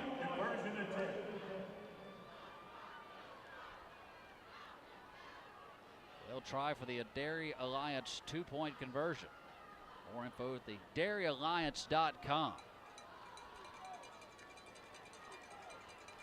And again, it will be the Wildcat quarterback. Edwards takes the direct snap, ducks his head. He's hit short, still trying to drive. They're pulling him by his shirt tail backwards are the Oilers. Finally, they'll blow it dead as they stack him up. And the 2-point conversion is no good. So with 25 ticks left, 26-14. The Tigers of Charleston on top here in the second quarter. We'll step away. 30-second timeout on the State Championship Radio Network.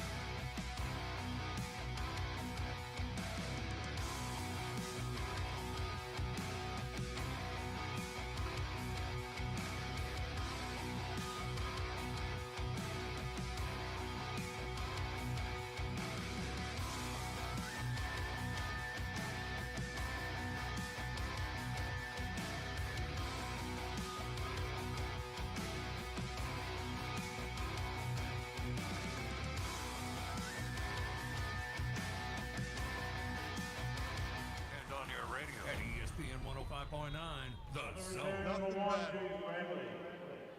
Short kick taken by Julius Bradley, and he'll get across the 40 down to the 42-yard line, and not many ticks left, 18 to be exact. All that's left for the Oilers. Pretty impressive drive there by Charleston. Yeah, and the Kirk auto scoring summary for that last drive by Charleston: 6 plays, 51 yards, 2 minutes, 14 seconds off the clock, and it was a rushing touchdown by Flowers. Oilers not a lot to work with. They burned a lot of their timeouts. Actually, every one of them is gone after that debacle inside the 5-yard line. So no timeouts to work with in 18 ticks. Chase Kraft trying to redirect his running back in the backfield. Here's the snap. From the gun, fakes it. Kraft, keeper, left side. They're going to track him down maybe a yard on the play, nothing more. Tackle number 15, Montre Sanford. And with 7 seconds left, Oilers probably just going to take this into the locker room, down 26-14. And that'll bring out a big cheer as we will take it down to Brandon Davis. He is with Coach Carter. Well, guys, I'm waiting for Coach Carter. He's huddling with his team right now, but we'll get back to him momentarily. Yeah, Coach breaking his team. They were heading off the field. He said, before we do that, I want a message right here. So he's going to gather the troops here on the near side, and Brandon will try to get a word with him. We'll check in with Brandon in just a moment. Let's go ahead and take a 3-minute timeout as the Charleston Tigers take it into the locker room up 26-14 over the Heidelberg Oilers. We'll take a timeout, 3 minutes right here on the State Championship Radio Network.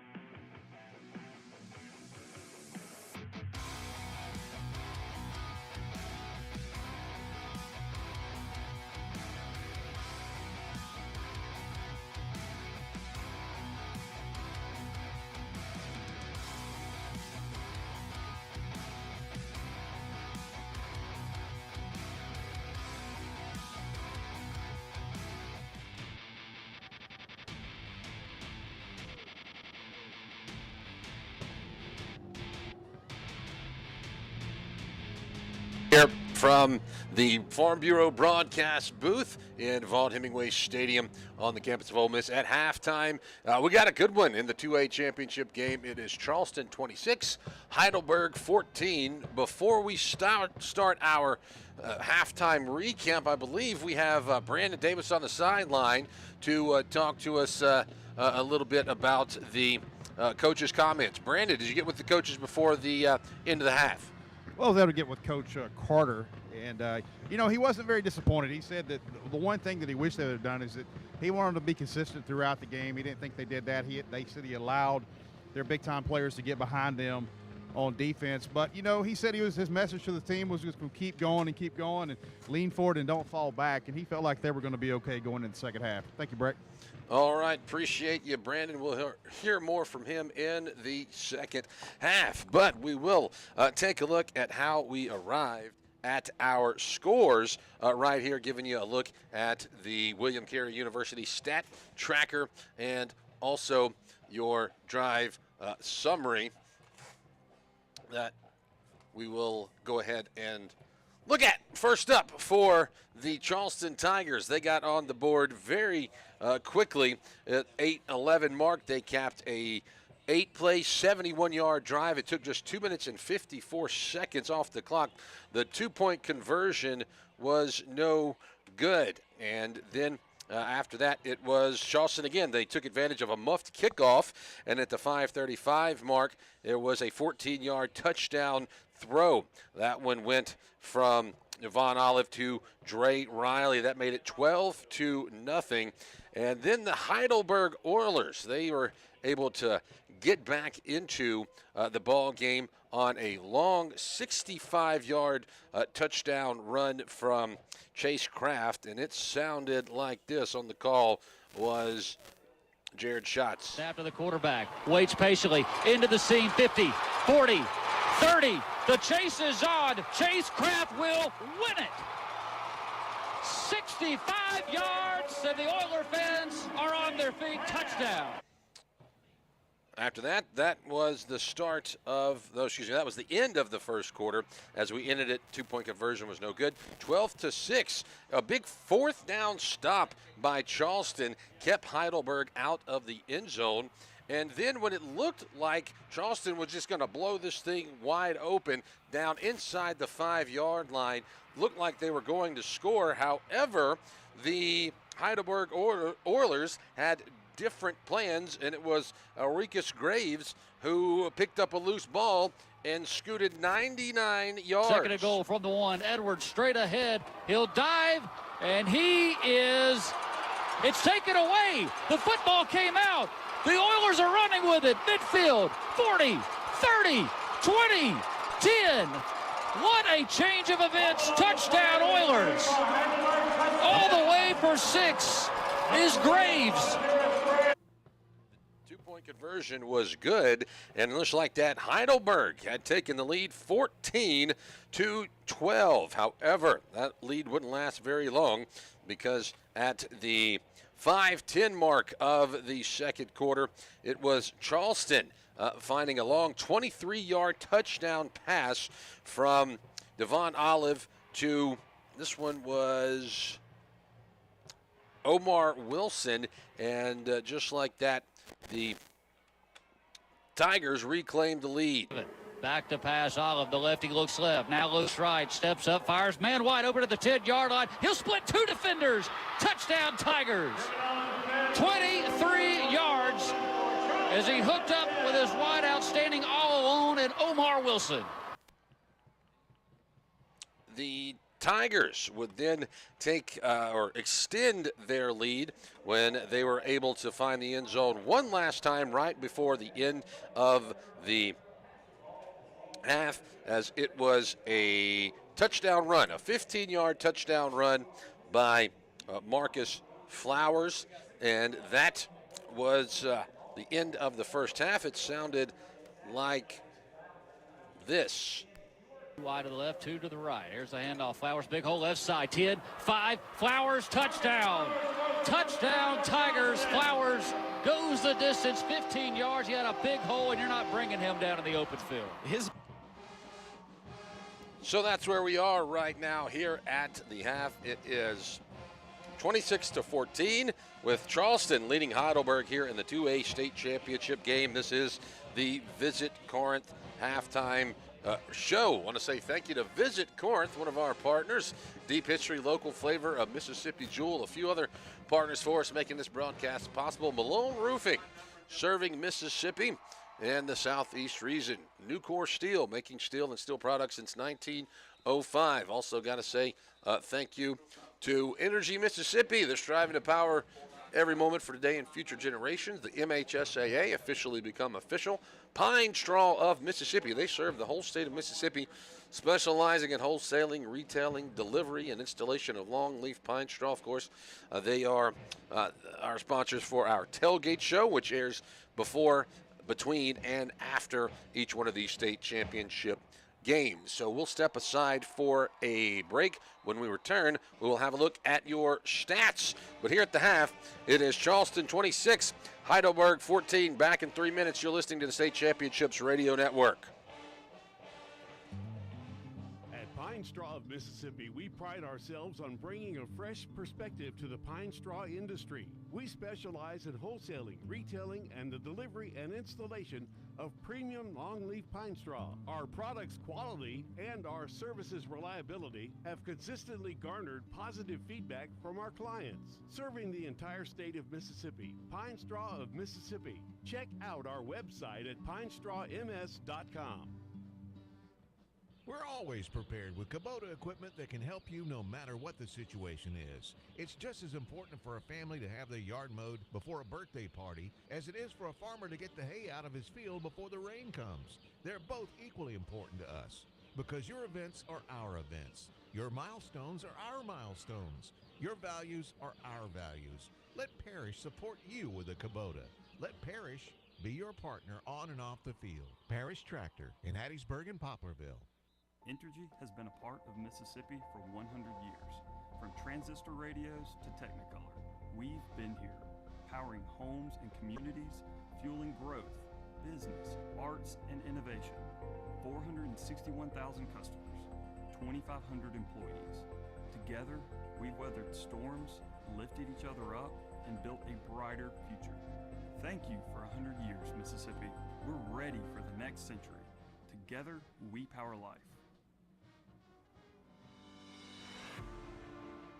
100 years ago, there were a lot more of us. Today, we're using the latest technology to make sure not one seed, not one drop of water, not 1 inch of this farm goes to waste. We want to be here for the next generation of Mississippians, ours and yours. Donate at farmfamiliesms.org to help us spread the word, or find us on Facebook. The Farm Families of Mississippi, our work fuels the world. Trustmark is the bank that fits you to a T. You can bank right on your phone or tablet with the My Trustmark app. Our mortgage lenders will help you buy your dream 2-story tutor. And Trustmark Tailored Wealth offers tried and true advice that makes transforming your future a piece of toast. Nice. Trustmark. People you trust. Advice that works. Member FDIC. Equal housing lender. Come one and all, have a ball, and enjoy Corinth, Mississippi, where getaways can be just for the girls, or the whole family kit and caboodle. Yup, even the labradoodle, where history's stirringly captivating, little eateries busily plating, shops and out-of-the-way spots, B&Bs and revelries just awaiting. A land where, as the song says, roosters stand treetop tall. And that's not all. Plan your trip at Corinth.net.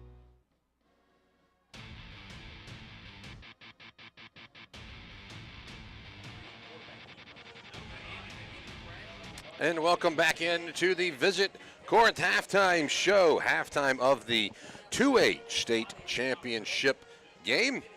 It is currently 26-14, Charleston leading Heidelberg. We got one of the bands on the field right now. I believe is that the Charleston High School Marching Band entertaining the crowd here at Vaught Hemingway Stadium. Breck Riley with you here in the Farm Bureau broadcast booth. Last break, we gave you the Kirk Auto scoring summary. Now we'll give you the William Carey University stat tracker. Taking a look at overall stats for the game. Looking at first downs, you have, well, I didn't realize it was this big of a discrepancy. 18 first downs for Charleston, just 3 for Heidelberg. 29 rushes for 110 yards for the Tigers of Charleston. 14 rushes, 86 yards for Heidelberg. Passing yards for Charleston, you got 185. They're 10 out of 11. And then Heidelberg has only attempted 4. They have not completed any. Offensive plays, 40 offensive plays for 295 yards for Charleston, 18 offensive plays and 86 yards for Heidelberg. There were penalties in the first quarter or first half. All of those on Heidelberg. 4 penalties for 20 yards. Time of possession favors the Tigers, 15:34 to 8:26 for Heidelberg. Both teams lost a fumble. One fumble lost, one fumble and one fumble loss for both teams. For Charleston, their fumble turned into 6 points for Heidelberg. That was a great turn, or I should say a big turn of events in the ball game, as it looked like Charleston was going in to score, and then it was, let's see, Graves who picks it up and races it 99 yards for a touchdown for Heidelberg. Heidelberg's kind of keeping around because of these big plays. So taking a look at individual stats, Marcus Flowers for Charleston. He has 21 rushes for 113 yards for 1 touchdown. His longest is 15. Then you have Edwards, who has 3 rushes for 6 yards. Olive has 3 rushes for 1 yard. Passing, Olive, 10 out of 11 for 185 yards and 3 touchdowns. His longest is 58, and he's been sacked 1 time. Receiving, Dre Riley, who Coach Randall Montgomery and I talked about in the pregame. He's going to be playing in the Mississippi-Alabama All-Star game. He's your leading receiver, 6 catches, 134 yards, 1 touchdown. Then you have Wilson. He's got 2 catches for 38 yards and 1 touchdown. That's Omar Wilson. And then you have Drain, where 2 catches for 13 yards and 1 touchdown. When we look at Heidelberg, you have Chase Kraft with 9 carries for 77 yards. He's got 1 touchdown.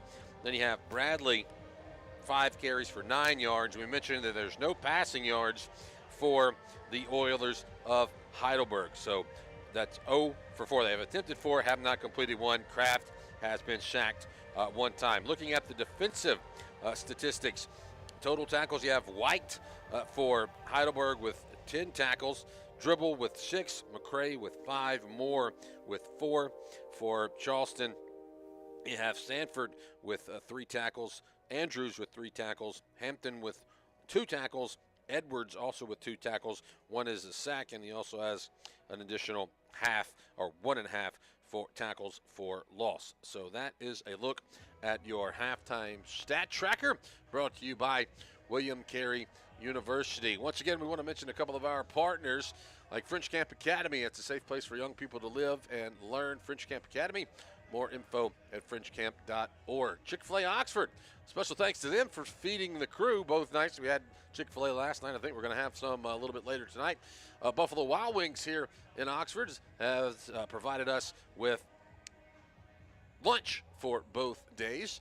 And also, I want to say thank you to Davini Equipment, 2 locations, Jackson and Gluckstadt, home of Kubota Tractors, Wyndham Tractor in Philadelphia, and Chickasaw Equipment with the 2 locations in Tupelo and Houston. So this is the 2A state championship game. It's just the first half of our double header today. After this, we will have what I think is a very, very interesting matchup in the 6A game with Grenada and West Jones. And what's cool about that is that there's a pair of first-year coaches that have gotten their teams to the state championship. You have Michael Fair for Grenada and Corey Reynolds from West Jones.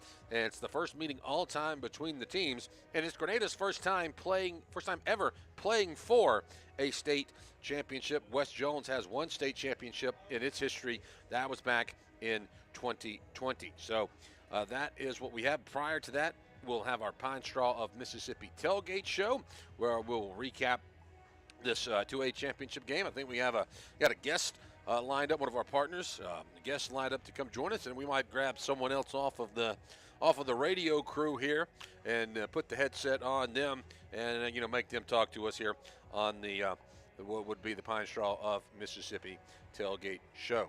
So I think that wraps up the Visit Corinth halftime show. We're going to step aside for 3 minutes.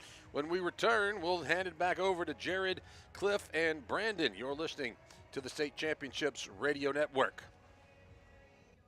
Kirk Auto Group of Mississippi has been serving the state of Mississippi for decades. Kirk Auto has 3 locations in mid-Mississippi to serve you. In Vicksburg, Kirk Brothers Chevrolet and Kirk Brothers Ford offer a large selection of new and used cars. Are you near the Jackson area? Go by and see our used car inventory at Kirk Auto of Florence, 2873 Highway 49 South in Florence. Kirk Auto Group of Mississippi in Vicksburg and Florence. When others can't, Kirk can. Visit our website at kirkcan.com. That's kirkcan.com.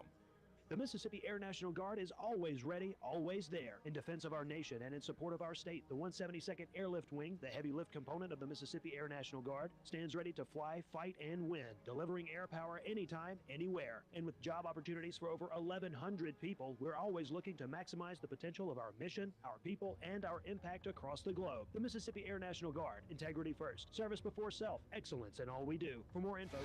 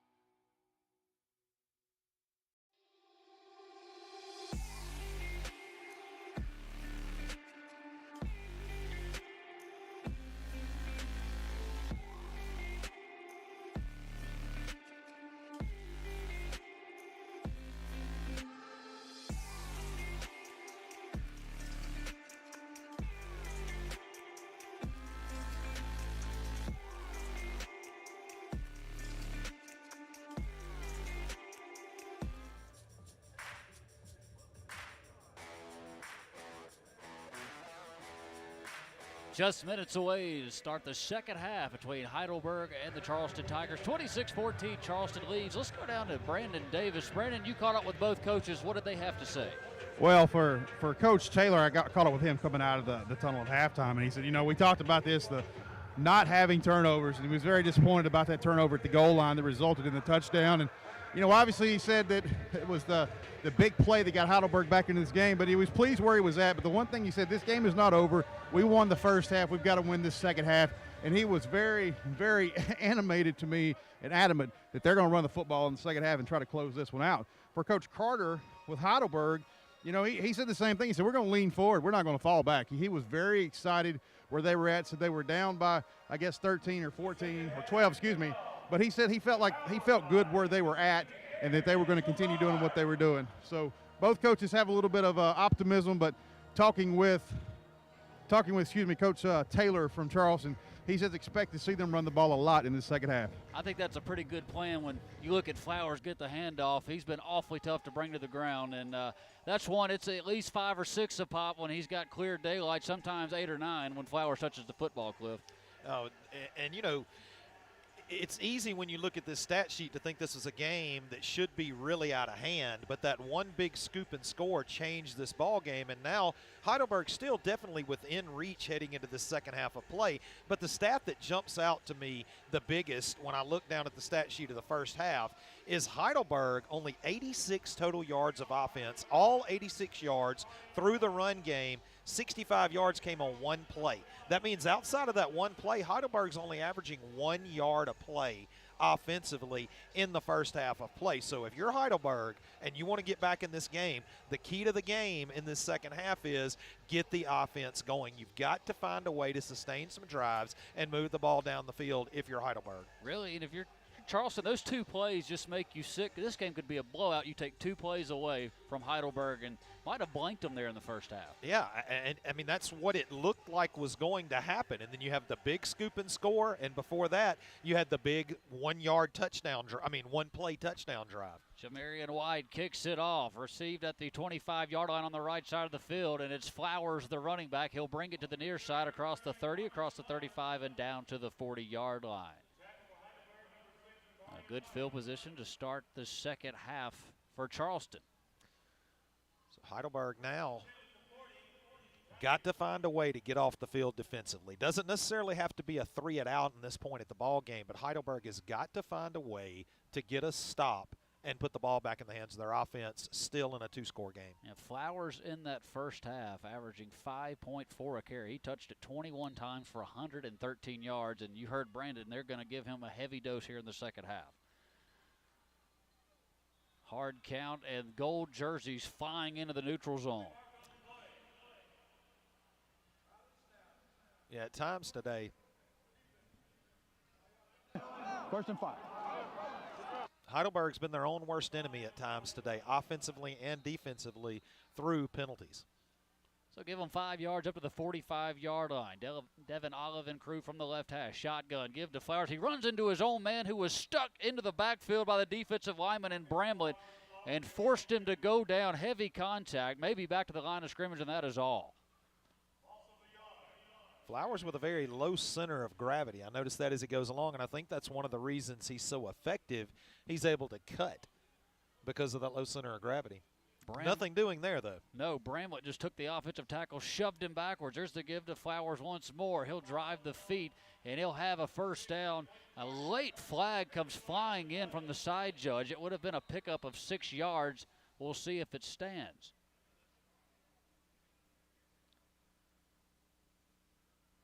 I think Flowers was actually out again. I saw him head to the sidelines. I think that was Quentin Carter. It was Carter, yes. Personal foul. Have a face mask on the defense. 15-yard penalty.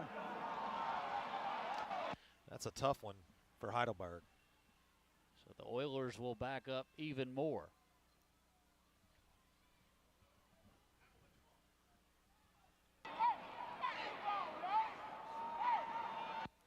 So inside the 35-yard line to the 33. A 1st and 10, fresh set of downs. Air National Guard 1st and 10. Olive takes the snap. He'll give, and trying to find some running room is Carter. May have gotten a yard, lost his footing towards the end of that one. That seems like that's happening more and more as the game goes on. I don't know if the field's softening up just a bit or what, but it seems like a lot of these kids struggling trying to plant and cut back. He'll give way to Marcus Flowers, who checks back in. 2 receivers stacked to the right side. Shotgun snap brought down to Olive. Olive will give it off to Flowers. He'll try to spin through between the tackles. He'll have a pickup of 5, maybe 6 on the play. Wrapping him up was Devin Tribble, the linebacker, the junior for the Oilers. And Flowers is a load. That's a kid that is able to push a much bigger man downhill every time he runs the ball. 3rd and 5 at the 29. They'll stay with the stack look to the right side. Twins to the left. Long look to the sideline on the far side of the field. Olive pulls down the high snap, give, and stuck in the hole. The best pop they've had on Flowers today. Met in the hole, and again, it's the backer and Devin Tribble. Maybe a yard on the play, it's 4th down. Tribble bought the wood that time. He came in and actually found that open space and was able to put a good shoulder on Flowers and bring him down quickly. Big play for the Oilers. They're down 26-14, 4th down and 3. The 29 is the line to make. They'll snap it. Excuse me, the 24. They'll snap it at the 27. Olive, play action. Here comes the pressure. Steps to the left side. Fires over the middle. It's knocked away. A tremendous defensive play as Chase Kraft, the quarterback playing defensive back, swatted it away at a turnover on downs. That ball looked like it was caught. I thought that ball was secured by the receiver, but Kraft, what great hands to reach in there. Let's watch on the replay. I mean, just swipe the ball out of the receiver's hands. Great play by Kraft. Quarterback being his own best friend. Absolutely. David Ray was the intended receiver. You'll see that a lot in 1A and 2A. They'll play both sides, and the quarterback, Kraft, does it beautifully on the defensive side. Now he'll switch sides, football in his center's hand. Out of the shotgun, low snap, give. Running back has a alley up the middle, and he'll have a short gain of 4 yards up to the 31-yard line. Football comes out, but he was already down. Hand off to Julius Bradley. Nice first down play by the Oilers. Good surge on that line of scrimmage and on schedule now. Second down and actually a short 6, almost 5 yards. The trouble has been the sustained drives and then finishing. 2nd and 5 at the 32, third quarter, 9:06 to go in the Pine Straw, Mississippi third quarter. H-back in motion right to left. Kraft fakes it to his back. He'll keep it straight up the gut. He'll be knocked down short of the first down. He'll get a couple on the play, knocked down at the 34-yard line. And that'll set up third down and a short 3, long 2. Big play here for Heidelberg. This feels like a moment you really need to convert this first down and keep this drive alive to get you some offensive momentum going. Kraft will get the play. He'll bark out the instructions to his offensive line. Julius Bradley is the running back. He'll get behind Bradley, lost his footing. Bradley was setting up a block. Kraft saw the daylight on the right side, and the feet went out from under him, and it's been, as we said, really a trend amongst both teams. It'll set up 4th down and 3. No gain on the play. Mark him down at the line of scrimmage. Quick snap. They run the same play. He's hitting the backfield. Twist forward. I don't think he got there. He gets to the 36-yard line. He needed the 37. I believe he's been turned away. He has. And the unfortunate part is he probably gets it on the first play if he doesn't lose his footing. On that third down play, the corner was sealed. It looked like Kraft was going to be able to get around that corner and move those chains, and just lost his footing and not able to make that conversion. And Brandon, the Tigers smelling blood with this great field position. 1st and 10, they'll take over at the 36-yard line of the Oilers. Yeah, but like Cliff alluded to, the field conditions down here are really deteriorating. This isn't a very thick playing surface, and you're starting to see a lot more of that mud being exposed, especially between the hashes there. And 2 plays in a row for Heidelberg. The quarterback lost his footing, and especially very, very bad on that 4th down play there. It's just so unfortunate. Your defense had just done its job and gotten off the field, and you're unable to convert the set of downs. Air National Guard 1st and 10. They're trying to go for the big play. Being harassed, steps up, had a man wide open as he stepped up in the pocket, tried to dump it off to the left side to Olive. It was too high for David Ray. He couldn't pull it down. It'll be 2nd and 10. Yeah, good job by that defensive front for Heidelberg of not giving up, continuing to pursue the quarterback and actually causing that errant pass, because if that ball's delivered accurately, that's a big play. 7:54 in the Pine Straw, Mississippi third quarter. 2 receivers stacked wide side right, 2 to the left. Olive claps the hands, give Flowers straight ahead. Big collision as he splits the tackles. He's knocked off his feet at the 32-yard line. Gain of 4 on the play. Another huge play here for this Heidelberg defense. Another chance to get off the field. If you can come up with a tackle for loss or a tackle for a short gain, I think you might see the ball back in the hands of the Oilers again. 3rd down and 6. They need the 26 for a fresh set. Olive takes a shotgun snap, squares his shoulders as he rolls right, fires. Receiver bobbles it, and he will make the catch after he bobbled it on that right sideline. He'll have enough for a first down. He was able to connect with Omar Wilson, the senior out there on the corner. Yeah, great job by Wilson of breaking that ball off underneath the zone coverage, or the route off, underneath the zone coverage, just understanding he had a little soft cushion. Air National Guard 1st down, handoff Flowers. He'll go straight ahead. He'll bang off the Oilers as they'll wrap him up and slam him to the turf. Short gain of 2 yards. And they're in that Raising Cane's red zone at the 20-yard line.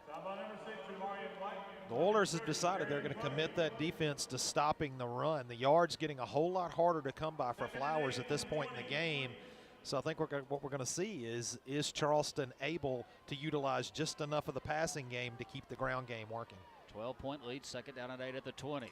Shotgun give, Olive will hand it off. And Flowers making his way towards another first down. It appears he's got one. He needed 8, and I think he got it right at that 12-yard line. Boy, they have had a hard time, 1, finding him because he's such a patient runner, and 2, putting him on the ground. Yeah, Flowers with great vision. He just understands he can see those lanes, and he's able to plant that foot and cut up so quickly, and just has that quick burst that just enables them to be so effective out of the backfield. They'll give him the first down at the 12 off the right hash. Olive, hard count as the Oilers showing heat off the edge. Stay with the 4 wide out look. High snap, brings it down and going straight ahead and smashed after a 1-yard gain is Flowers, and he is slow to get up. That was T. Edwards coming off the edge. T. Edwards on a little blitz off that edge, a little run blitz, able to come away with a big play for Heidelberg. That was actually Cashwan Drain slow to get up. He's on his feet now after the 1-yard gain. 2nd and 9. Going right to left on your radio dial. Olive takes the snap. He was going to fake it to his back, looking to throw, but it's going to be whistled dead. Flag on the play.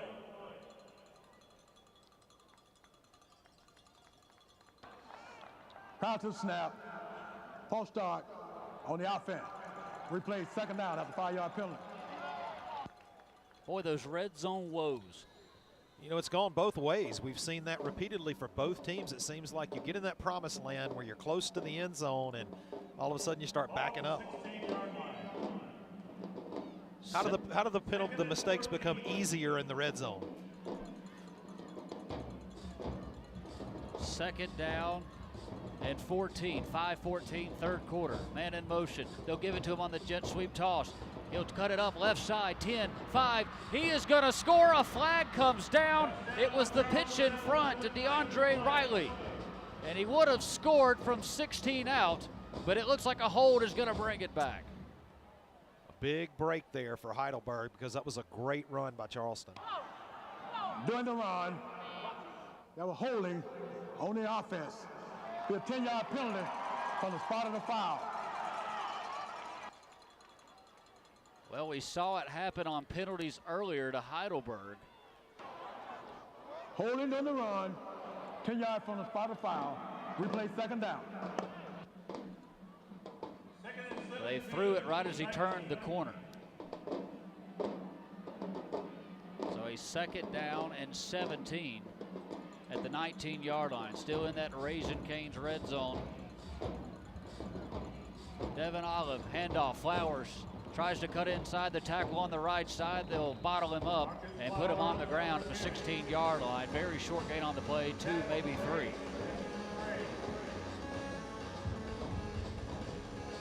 Right now, you can see the game plan. Brandon talked about it, run the football, eat up this clock. They're basically saying, Heidelberg, we don't think you can sustain a drive. You hadn't proven it tonight. I couldn't agree with you more, Jared. And the only thing I will say, Heidelberg has improved tremendously on making sure they're hitting Flowers low. Back to pass. Olive looks right. He'll air it out left. Double coverage and air mails it over the head of everybody. Incomplete. Cashwan Drain was the intended wide receiver. It'll hit the turf and make it 4th down and long. And good job there by Heidelberg of bracketing Drain, not allowing him to break that route off underneath or to make the catch over the top. Good defensive play. Yeah, coverage that time. Chase Kraft in there, the quarterback normally, and Lathan Gavin made sure he didn't squeeze that one between them. 4th down and 15. Snap it from the 17. Olive from the right hash. The lefty looks to throw, steps up, fires a missile, and it's intercepted. No, he dropped it. He dropped it, and it's probably a good thing it was 4th down, a turnover on downs. It was right into the hands of Lathan Gavin, and he dropped the football, but they'll get it on a fresh set of downs after the 4th down is not converted. I agree with you there too, Jared, as well. I think that Gavin probably doesn't get that far out of the end zone. A lot of white jerseys around, in fact, one right in front of him. So probably fortunate. You know, as a kid, you want that stat. You want that pick on your stats, but probably better for your team that you dropped that ball. He was looking for Riley. That was probably his worst pass. It was nowhere on target. Been very patient so far in the game, and he did not display much patience on that pass play. Big stop by the Oiler defense. Huge as that drive ate up some clock. 4:04 3rd quarter. Kraft now has it. He's being pressured. He fires, and that one thrown into some traffic, and it will hit the ground. Incomplete. He felt the pressure and got rid of it, and there were a couple of white jerseys in the area. You thought the same thing I thought. You thought you were about to see a pick 6, didn't you? I did. I thought he was stepping in, and he was going in untouched. That was undercut beautifully, and I agree with you. I really thought there was a shot there for a pick, and it would have been a pick 6, but it did not happen. 2nd and 10 now. from the 17, trips to the right. No safety over the top. They'll throw the screen out. Pass is caught at the 17 and spun down immediately at the line of scrimmage.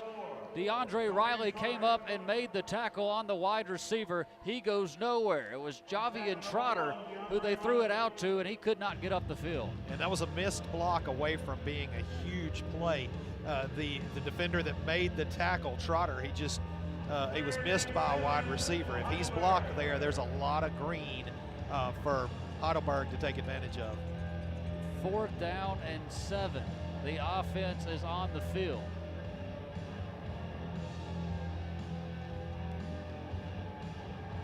.3:18 to go, third quarter. They're down 26-14. Heidelberg takes the snap. Kraft throws it. It's deflected. It's deflected. They were trying to set up the screen to the running back, Julius Bradley, and it's knocked down.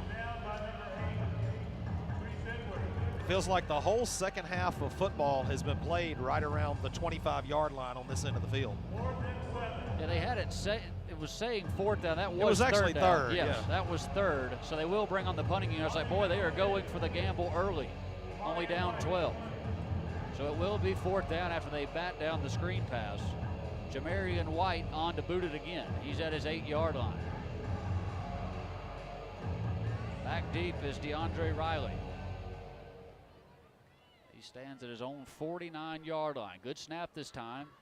And best connection on the punt. Still doesn't go very far. Hits at the 46-yard line and will take a bit of an Oiler roll into Tiger territory and down at the 46-yard line.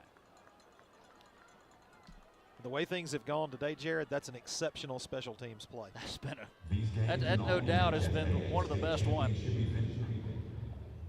Let's burn a 90-second timeout. 26-14. The Charleston Tigers on top. 2:58 to go here in the third quarter. You're listening to the State Championships Radio Network.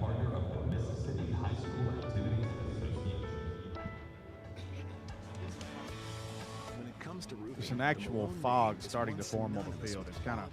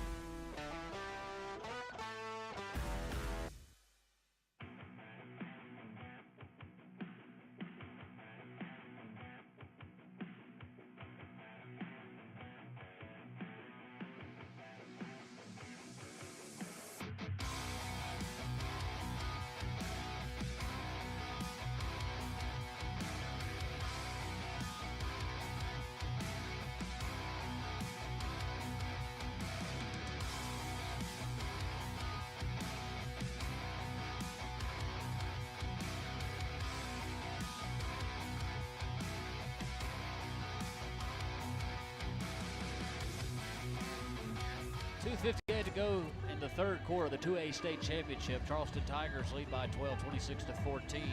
We owe you a station ID, so let's pause 10 seconds for station identification. You're listening to the State Championships Radio Network. All the sports you love.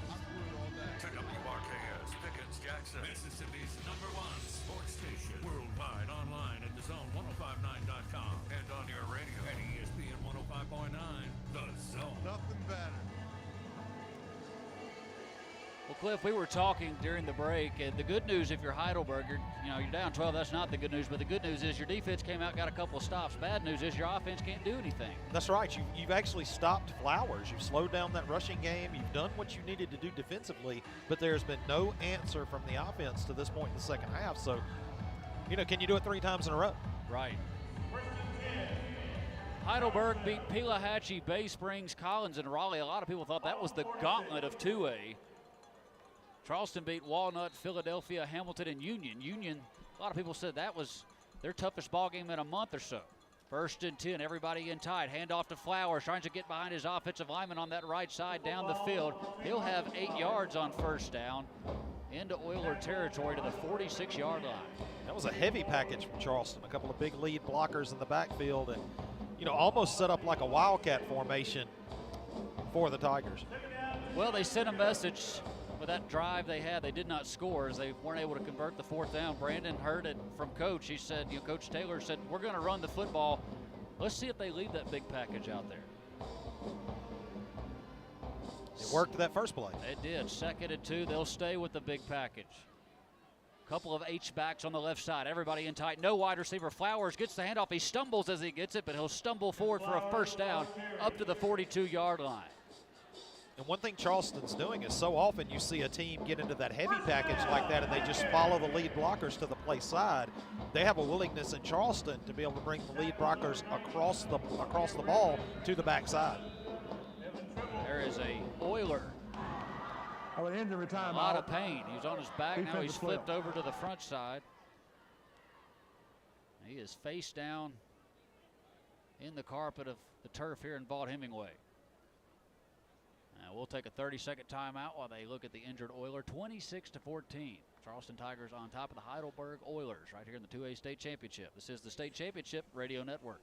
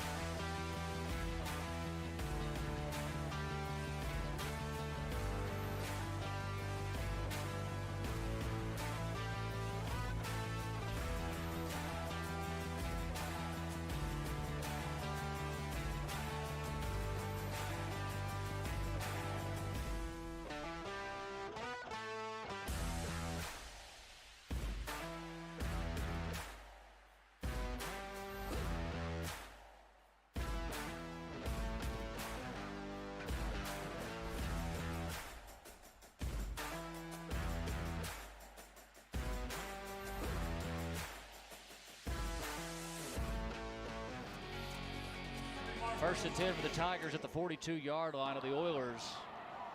And a flag. Dead ball. Ball start, prior to the snap. Team not set.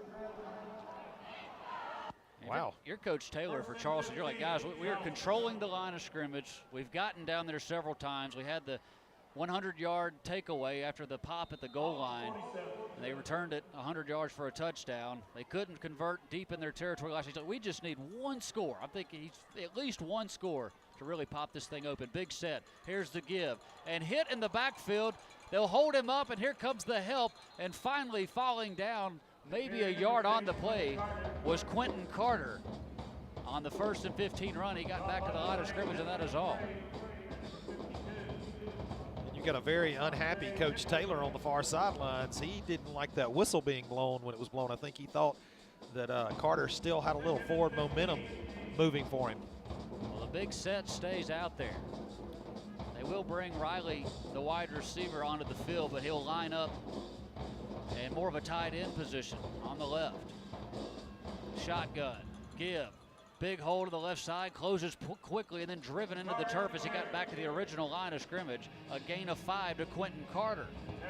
Don't look now, but Heidelberg in a situation to get the defense off the field for the 3rd straight time. Probably their best opportunity so far in this second half to get the defense off the field. Now, it's far from said and done. I mean, this is a very explosive Charleston offense, but Heidelberg playing defense at a different level in the second half than they did in the first half. The adjustments have definitely been good. But offensively, there's just been no rhythm at all for the Oilers. They've got to find their way offensively. 3rd down and 10 at the 42-yard line. They'll stack them up in tight to the right side. Trips wide receivers. They'll fire it short over the middle to a crossing receiver, and he is chopped down well short of the first down marker. Short gain of about 4. They dumped it off to Drain. Cashwan Drain coming across on the crossing route, and they chop him down immediately. And that was our man T. Edwards again. No, excuse me. I'm looking at the wrong roster. me get back and get you That number was 8 McCray. for Heidelberg. Destin McCray. McCray with a great open field tackle. Just a really nice job on that open field tackle. And it will be 3rd down, but not before we go to the 4th quarter. Holding on the play on the offense. Wow. That penalty decline. Next down, 4. It will be 4th down after the hold. Never saw the flag. There is one on the near side. That one looks like it's been roughed up a little bit in the mud. It's not very bright down there. It looks like it's been well used. There have been a lot of laundry on the field tonight between these two teams. We will take a 1-minute timeout and head to the final 12 minutes. 4th quarter coming your way. Should be a good one. Charleston up 26-14 on Heidelberg. They'll keep it right here. Okay. They put 6 seconds back on the clock. They did. They had it at 0-0. Now it's back at 6. Let's rewind just a moment. So 4th down and 8 at the 39-yard line. And I believe that's exactly the conversation with Coach Taylor. He's not sure about the hold at all. He's pleading his case to the side judge. Offense will stay on the field. Well, this is the position you want, 4th and behind the chains. You get the football in great field position if you can get a stop here if you're the Oilers of Heidelberg.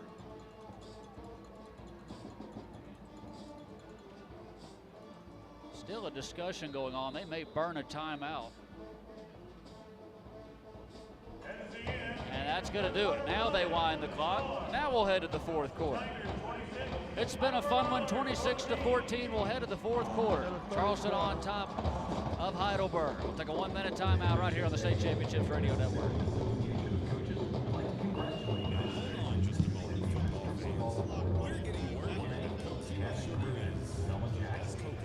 Hey, come down to me. I want to talk about this Heidelberg defensive line.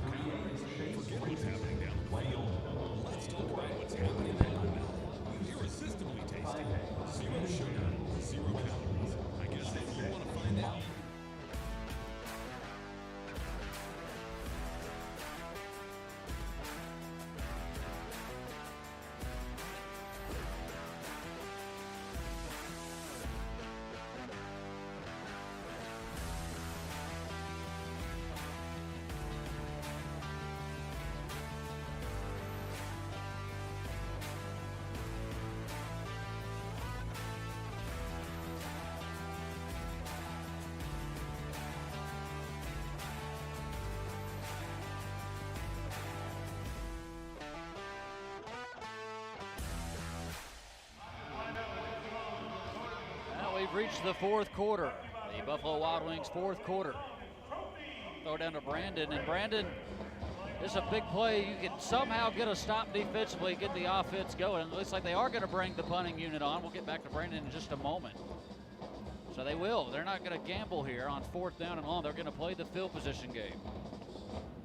There's a snap. Takes his time. He drops it. He drops it. And he's going to be clobbered back at midfield. Was trying to get it off. It just took way too much time, Cliff. I don't know that I've ever seen a game that special teams were this challenging in. I mean, it's been play after play after play. I think we've seen one clean punt tonight in this whole ball game. And Brandon, the special teams woes continue. Yeah, my goodness.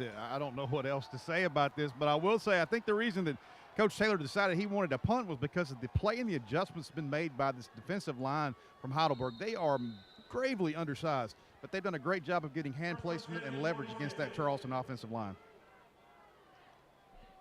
Oilers will take over at their own 46-yard line.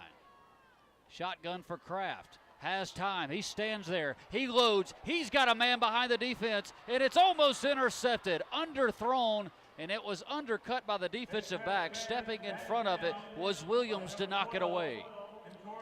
I want to quickly take a look at the William Carey stat tracker and throw one statistic at you. If I told you this was a two-score game and all you had to look at was the stat sheet, you would never believe it. Total yards for Heidelberg, 98 yards. Total yards for Charleston, 362 yards.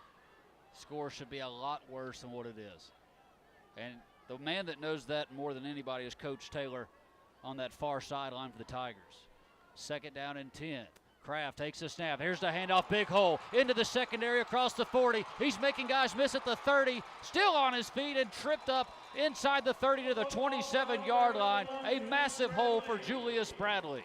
What a great job by Bradley of being able to keep his balance while he cuts. He cut 4 or 5 times, eluding defenders in the open field.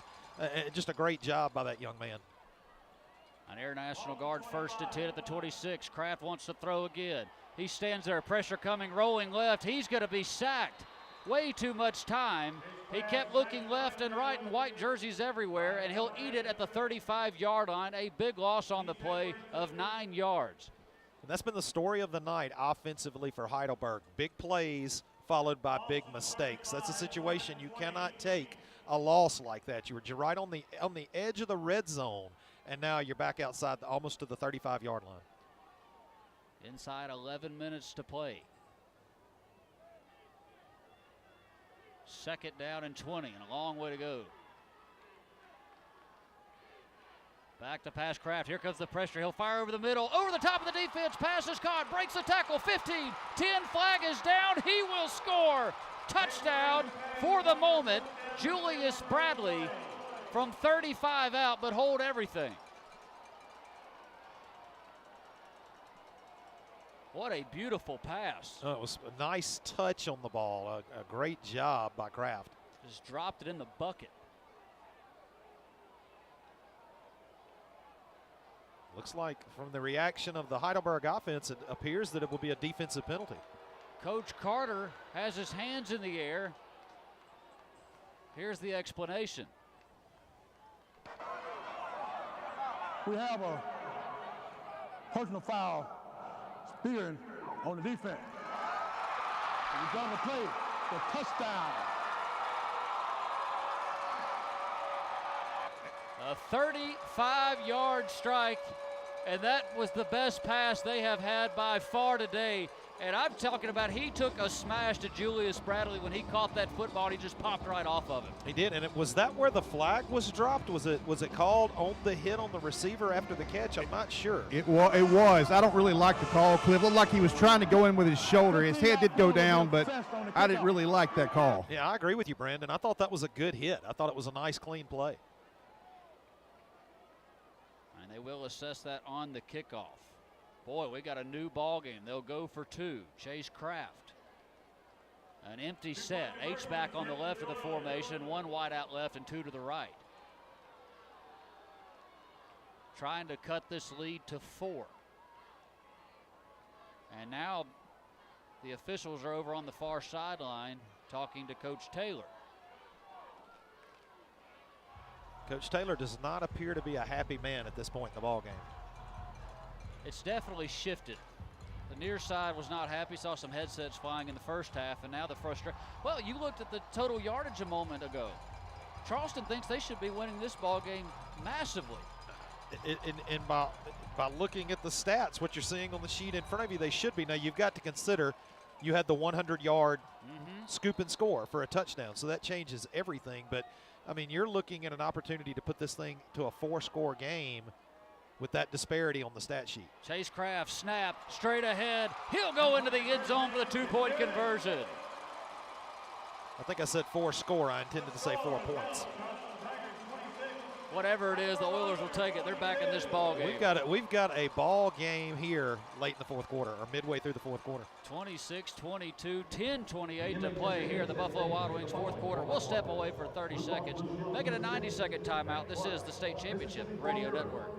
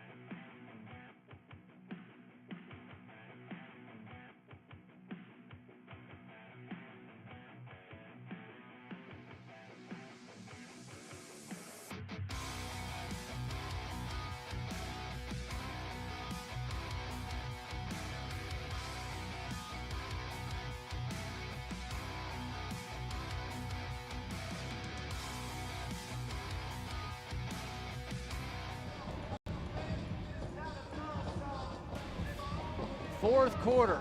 10:28 to go, and it's turned out to be a good one, my friend. I never would have thought. We were talking about the stat sheet, how ugly it's been.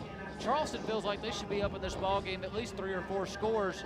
Oilers have just kept fighting. They've kept digging, and look at this, down 4. We've got basically a whole quarter to play. Well, one thing the Oilers have done is the Oilers have taken advantage of a couple of big moments. They've had some big offensive plays.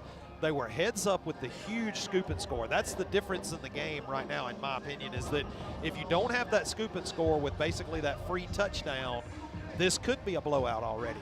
But it was able to keep the Oilers within reach of those Tigers, and now the Oilers with a legitimate chance to come back and make the improbable, I won't say impossible, but make the improbable happen. Still 10.5 minutes left in this ballgame. And we're talking about special teams. It's about to get a little interesting down there on the turf, because after the personal foul, they're going to tee it up at the 45 of Charleston. You got to try an onside kick or something. Going to get them on their toes here. Maybe a squib kick, trying to bang it off of somebody. We'll see what they do, as Jamarian White has it teed up for the Oilers. Great time to pull something out of the old bag here.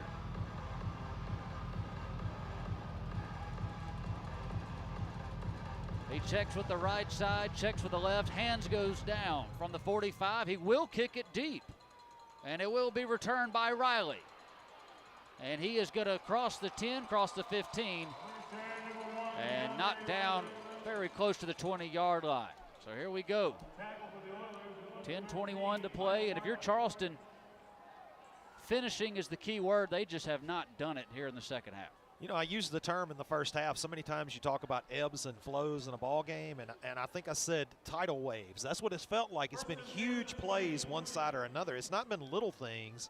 It's been huge momentum-changing swings in this game. And, you know, if Heidelberg's able to somehow or another get the defense off the field again and put the ball back in the hands of the offense, who knows? Devin Olive, the quarterback. Hardhasser on, ready to go to work at the 20, moving left to right on your radio dial. 3 down linemen for the Oilers. They'll stand one up on the edge. Here's the handoff. Flowers trying to find some room. Spins to the inside between the tackles, and will have a gain of 7 yards up to the 27-yard line. On the tackle was Barry and Posey, the defensive tackle. So a second down and 3. At that 27. Flowers remains the running back with Olive. Here's the give. Has a block, has a first down, and tattooed as 3 flags come flying in on a face mask call, I believe, but it will be enough for the first down regardless. Yeah, Flowers got his head spun around. One of those big guys in the middle for Heidelberg got a handful. Personal foul, face mask on the defense. 15-yard penalty. First down. I'm still going back to that kickoff. I'm a little shocked that Heidelberg did not try the onside kick, kicking from the 45-yard line. I think that's a great call at that point in the ballgame. Well, as little offense as they've had, the chance, it's not a big risk, but a high reward. Even if you're unsuccessful, you got to figure that Charleston's going to take over between the 35 and the 40. I think it's a great play. A little surprised we didn't see that. I'm surprised as well. So Charleston, they'll move it up. Air National Guard first down up at their own 48-yard line now. They'll snap it between the words "ol" and "miss," right between them as they approach midfield. Claps the hands, Olive. We'll put it in the belly of Flowers. He's hitting the backfield. Hold him up long enough as he spun off that tackle, then back to the line of scrimmage. He may have gotten half a yard on it. They've contained him much better in this second half. It will be second and long. McKenzie put him on the turf for the Oilers. Second and 9. Twin wideouts to each side. Moving left to right. Olive going to roll to the left side. The lefty fires. Man wide open as he comes back to him. Makes the catch. And he'll be hit by a couple of Oilers. He'll have the first down. A pickup of 10 yards. Give him 11 up to the 41-yard line. And the pass was caught that time by Omar Wilson. Yeah, and Omar Wilson with a great job of understanding when he got that over-the-top coverage, just break that route off, work back toward his quarterback just a little bit, and use his legs after the catch to get the first down. And flag comes flying in. Heidelberg players were begging for the call, and I think it's the right call.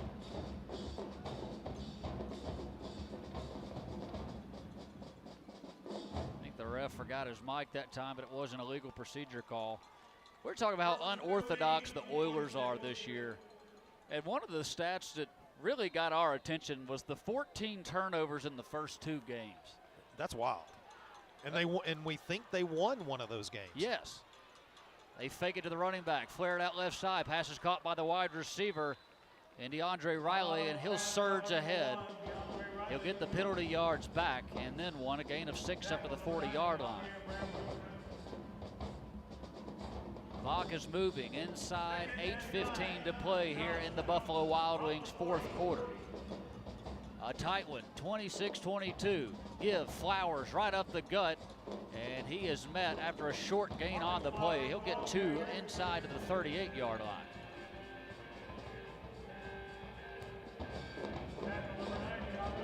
Charleston has dominated the stat sheet, up 26-22 on the Oilers. Oilers have just hung around, trying to come up with a big play. 3rd down and long here. Back to pass, big play. Here comes the blitz. They'll smash him. He's smashed from 2 sides. He'll take a seat. It'll be 4th and long as he's put down at the 45-yard line. And I'll give you one guess. It's been the man that's done it all year long. Bramlett smashes him. He had 10 sacks coming in. He's got 11 now. Well, that was an awesome play by Heidelberg, and what a timely answer, because in all likelihood, that was 4-down territory. If you're able to just get 2, maybe 3 yards for Charleston, but now with the big sack, they're going to have to kick that ball. Chase Kraft is back for the Oilers of Heidelberg inside the 15-yard line. Here's the kick, wobbly, low kick. Angles towards the sideline, very effective. Inside the 15, will hop out of bounds at the 12. That's one of the better boots we've seen today. That was a special teams highlight for tonight. It was indeed. So the Oilers are going to get the football, but here's been their problem, Brandon Davis. They just have not been able to take it the distance. Yeah, I know, but I'm sure there was a discussion over there when they got this ball from Coach Carter. Say, look here, guys, let's take about a 6 minutes and 57-second drive, and we're going to win a state title. So a lot of momentum right now going for this Oiler team. No doubt, and those fans you hear cheering, they're wearing blue and gold on the near side. Could we see a repeat of what we saw in game 1 yesterday? We got some points to put on the board, but as far as a close one at the end, I think we're right there. 2 wide receivers to each side. Air National Guard 1st and 10 at the 12. Chase Kraft in the gun. Safeties are spread out wide. Back to pass, looking, steps up, nothing there, going to roll to the right. They grab his face mask. The flag is not thrown. Here comes a flag. That would have been a sad situation if that flag's not thrown, because that one was bad. I mean, the kid's head turned sideways. He avoided white jerseys in the backfield for the sack, was able to buy a little time, and then they yanked him by the face mask to get the sack. Didn't think they were going to throw that flag, came in very late. It stayed in the pocket for a while after the face mask occurred.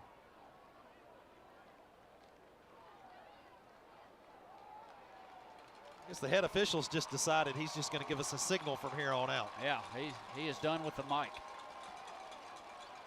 The penalty will march it up 15 yards. During the run, personal foul, face mask on the defense. 1st down. I just can't help but think, if you're Heidelberg in this situation, if you're going to continue to get this wide 2-safety look from Charleston, you've got to attack the seam before this game's over. I think the ref forgot to cut off his mic. There we go. We'll cut it off for him. How about that? Air National Guard 1st and 10 at the 27-yard line. On the left hash, H-back in motion. Chase Kraft, keeper all the way. Kraft into the secondary. They'll put him on the ground at the 41-yard line. He'll turn ahead for 14 yards. First down, Oilers. Got an injury for an Oiler player on the field.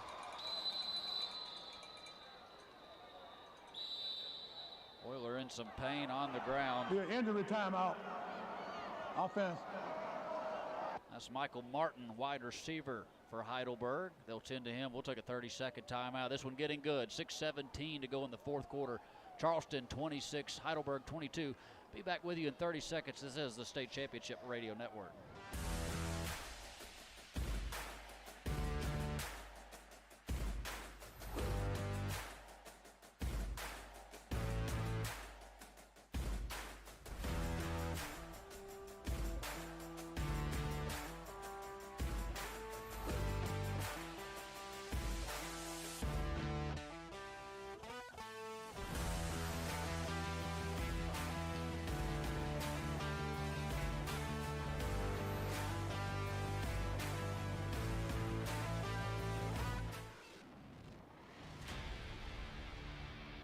Back at Vaught-Hemingway Stadium on the campus of Ole Miss.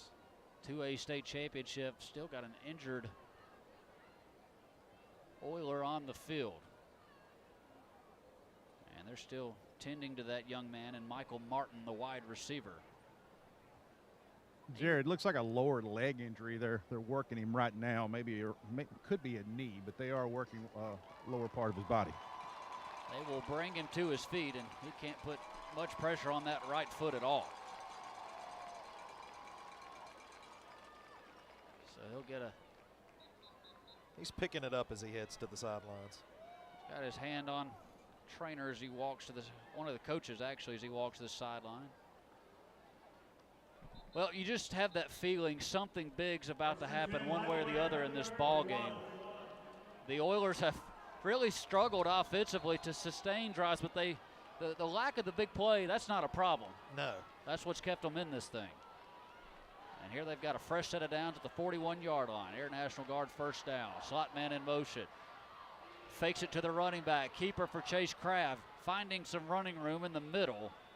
And he'll have 3 yards up to that 44-yard line. And no need for the Oilers at this point to get in any kind of hurry. I mean, you would love, I think it was Brandon that said it on the sidelines, you'd love for the clock to run out before they take the ball across the goal line. So the whole playbook wide open, no need to get too aggressive at this point. Just do your thing and try to put together a sustained drive. They'll give him 4 up to the 45, second down and 6 after that 4-yard gain. Running back is Julius Bradley. 3 wide outs, 1 left, 2 right. H-back on the left side. Kraft takes the snap. Give to Bradley. Wanted to go to the middle. Breaks it to the right side. He makes a man miss. Loose down the right side. Flag comes flying in. He is hit and tackled at the 35. What would have been a massive gain may be coming back. It looks like it's going to be a hold on a wide receiver. Right there where he got loose. Yep, right where the cutback occurred. That's a heartbreaker for Heidelberg. And a team that really has not been built to come from behind the chains. No. During the run, we have holding on the offense. The 10-yard penalty, replay second down.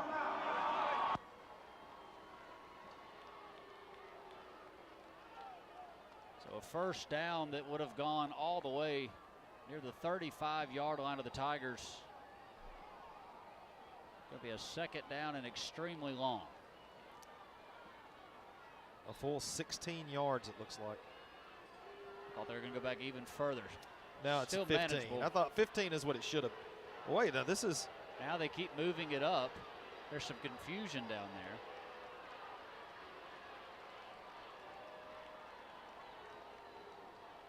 Are they saying they're marking it off from where the foul occurred? The flag was at the 50, so they're marking it off. So it was downfield. Yes. I thought it was right as he turned the corner, so they will get it downfield. So not too bad. They'll move it up. They had it at 16 yards. Now it is going to be 2nd and 9 at the 42-yard line. Empty set for Chase Craft. Takes the snap, does the freshman, fires it right side, passes caught, makes a man miss, has the first down, up the sideline. He'll be slammed to the turf at the 39-yard line. He was able to find his wide receiver in Jacaden Moore. And suddenly Heidelberg finding some offense here late in this football game. And it's the passing game, the short passing game that's been very effective. They'll empty it once more. They'll get on it quickly. Finally get the sticks reset. Air National Guard first and 10, 39. Keeper all the way, has some running room along the left side, takes a big pop at the end of it at the 32-yard line. A pickup of 8 more for Chase Craft. Yeah, Craft, is just benefiting from loosening up that defense with the passing game. All it takes is a couple of balls thrown out into open space to loosen up that defense and give you some better run looks. Well, let me tell you the worst news for 2A. He's only a freshman. Yeah, that's correct, and already in his 2nd year of starting. Started as an 8th grader. 2nd and 2. Give to the running back, Bradley. They're going to track him down very close to the first down line. They just kept stringing him out and pushing him to the sideline. He is very close to a first down. He only needed 3. I think he got about 2.5. Yeah, I think he is going to be about a football short of that first down. But if you're Heidelberg, you've got 2 more shots to convert this thing. But We've seen Heidelberg in this situation before march backwards. So 3:38 to play in the ball game. Heidelberg threatening a 3rd down and 1. Bradley the running back. Kraft the quarterback. Kraft is smashed. He is smashed in the backfield. Absolutely devastated. Shooting the gap was Cameron Andrews in the most perfect form tackle. He buries him in the turf here at Vaught Hemingway. And Andrews took advantage of Kraft. Kraft was locked in on that right side, looking for running room. I don't think he ever saw him coming from his left. I think he was so focused on finding that hole, he never saw the defender coming. He shot the gap from the left side, and the quarterback keep is buried for a 2-yard loss. 4th down, and here come the whistles. 3rd and 1 is now 4th and 3. Timeout, Heidelberg. And I like the timeout. I do too. Get things together, make sure. I mean, this is with 2 minutes and 49 seconds left in the ball game. In all likelihood, this is your ball game. You know, I mean, it would take a small miracle at this point if you turn this ball back over. So I think at this point you've got to make sure you've got your best play call in. Everybody understands their assignment if you're Heidelberg, and you've got to convert this first down. Brandon, that was, boy, I know you were an offensive lineman. You would have gotten chewed out for letting him through on that one, but that was a beautiful tackle. Hey, I think I'm just going to tip my cap to him. He shot the gap on what looked like a run blitz, and he met him in the backfield. It was kind of a high hit. Thankfully, they didn't throw no flag for any type of spear or anything like they did earlier, but that was a fantastic effort. And you guys are right. This is the ball game right here. 2:49 to go, 2 timeouts left for Heidelberg. They don't get this one here, this might be it. 2:49, they've burned their first timeout. Charleston has all 3. Kicking game, it's not in the equation. They've got to score. They need 6. One wide out to the left side is Jacaden Moore. And one to the right is Trotter. Chase Kraft takes the snap, rolls left, pressure coming. He'll fire over the top of the defender and has off his hand, incomplete. A turnover on downs. Off his hand, it was thrown a little too far to the outside along the sideline. Nothing Jacaden Moore could do. What a ball game here tonight. What a ball game. I mean, so many huge plays, so many opportunities. That's so close, so close.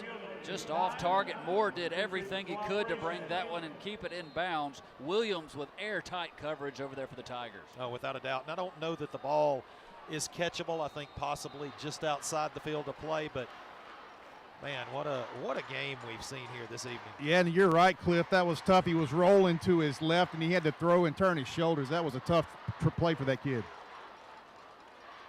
So a first down may ice it. A couple timeouts left for Heidelberg. They have got to keep them in front of that first down marker. There's the give to Flowers. He breaks off the first one. He's got a first down. They still have 2 timeouts remaining, but that's a big gain of 14 right up the gut to the 46-yard line. Yeah, that one's going to make it very, very tough. And they'll let it tick down. They've got to have a stop. Another one may do it. If you're going to give it up, at least do it on the first carry. That's right. Flowers has been the workload. 36 touches, 180 yards. He does have 1 TD and 5 yards a pop. And he stands back there now next to his quarterback and Olive. There's the give to Flowers. Has some running room up to midfield, a gain of 3. They'll put him on the turf there, and I would imagine we'll see that first time out. The most curious stat to me regarding Flowers so far tonight, that young man's got 36 carries, 180 yards. His long is only 15. Boy, his long carry of the night is 15 yards. That's what you call a hammer. Yes. You know, so many times you see a running back put up gaudy numbers. He's got a couple of big runs that really padded those stats, but Flowers is just solid. He's just 5, 6, 7, 8 yards a carry. Coming up at the conclusion of this one, we'll have the Pine Straw Mississippi Tailgate Show with Breck Riley. He'll have the C-Spire Championship call of the game, and of course we will crown a Paris Tractor player of the game. It's all coming up with Breck here in just a moment. Get you set for tonight. A big one. It's 6A state championship. Grenada versus West Jones. Ben Ingram, Jake Wimberly, and Caleb Hamill will have that action for you here in just a bit. That's slated for 7:30. We'll see how that works out. I'm excited about that game. West Jones is going to run the ball. I think you're really going to see an effective running game out of those Mustangs. And ground and pound for the Chargers as well. That should be a great matchup. Second down and 6, 1:56 to go. Devin Olive takes the snap. Flowers is tripped up. He'll fall forward for maybe half a yard. Tripped up immediately as somebody got in the backfield quickly. And another timeout will be called. It'll be 3rd down and 5. There is an injured Tiger. Timeout. Heidelberg. Got their 3rd and final timeout of the half. A massive play upcoming as there is an injured Tiger. Looks like an offensive lineman on his back. Now, if things work out for Heidelberg, the way things sit now, if you're able to come away with a stop here, force a punt, you could potentially get the ball back with around 50 seconds to a minute left in this ball game. And anything can happen on that punt. It has been such an entertaining down when they actually do put the punting unit out there. We've seen drop snaps. We've seen muff kickoffs. It has been everything you could imagine on special teams.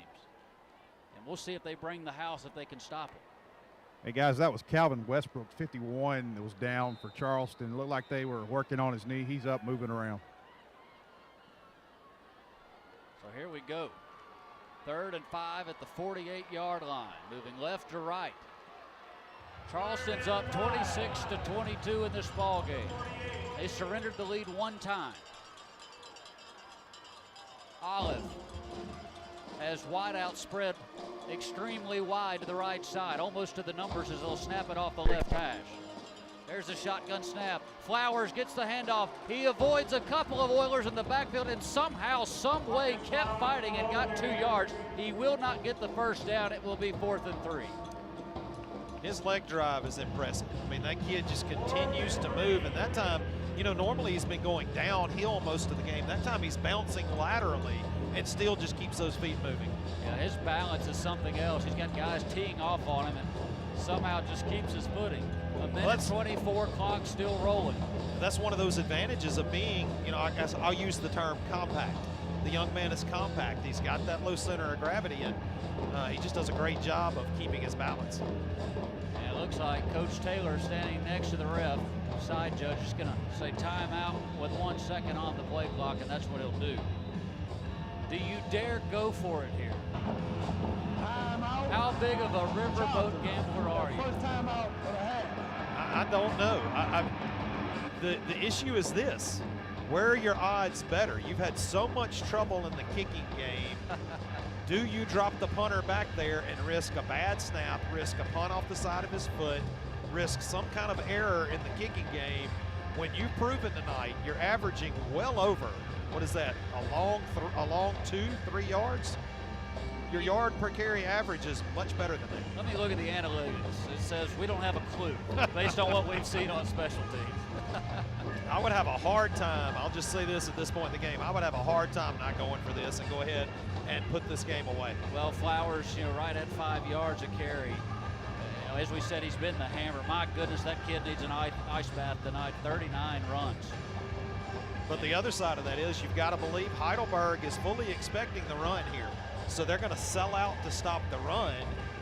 You get a big tackle for loss, Heidelberg's right back in this ball game. This is why we're in the booth and not on the sidelines, right? They will huddle up as they come from the far sideline. Oilers awaiting on them. Offense going to stay on the field. Big set. There's the snap to Flowers. Flowers has the first down. He'll fall forward to the 35-yard line. How fitting. It's the first time he's taken the Wildcat snap, and he'll move the sticks, and that, my friends, may lead to something special in Charleston. It's just, that's analytics, as you just said, just going with what the numbers say. or maybe it's just coach going with his gut. Whichever way, but it worked. And that was his 40th run of the night. Inside 40 seconds to play. As long as they hold on to the football, Charleston about to do something special. There's the knee. And that may do it. The far side has erupted.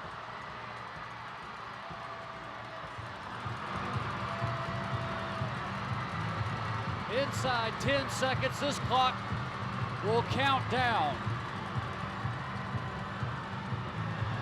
Quite the scene on the field. They're running around, and there it is. Triple zeros. The Charleston Tigers, for the second time ever, are state champions. And the loudest roar in 2A belongs to the boys from North Mississippi, from Charleston. What a ball game. You just thought it was slipping away, and they just went back. Got Coach Taylor with me here. Go ahead, Brandon. Coach, they don't come easy, do they? Coach, it doesn't come easy, does it? No, sir, nothing. We tried our best to almost give that away, but we had to have one play for a state championship, and the guys, they stood up and made that play for us. So I'm proud. God is good. Absolutely, and so close last year, the heartbreaking loss. To be able to come back this year with a new team, the same quarterback, what does this mean to you and this team? I can't explain it. Last year when we went, my dad had a stroke the Thursday before and did not make it, and I was so just blessed to get back for another chance, and then he was able to get here, and he's up there tonight. So I'm overjoyed right now. Coach Don Taylor, guess what? You are a state champion. I cannot believe it, but I don't know what to say. Hey, you don't have to say nothing. Go celebrate with your boys. Congratulations. Yes, sir. Great job, Brandon. Pure emotion. He told me during our interview this week that his dad had a stroke right before they went to Heidelberg and took a bad loss in the state championship to Scott Central, and he says, my dad's going to be in the stands. I hope I can get him one. Well, he just did. They did get it done. They did exactly what they needed to do, and what a gutsy call to end the ball game. I mean, that's a memory that you'll always have as one of those kids on that field and one of those coaches on the sidelines.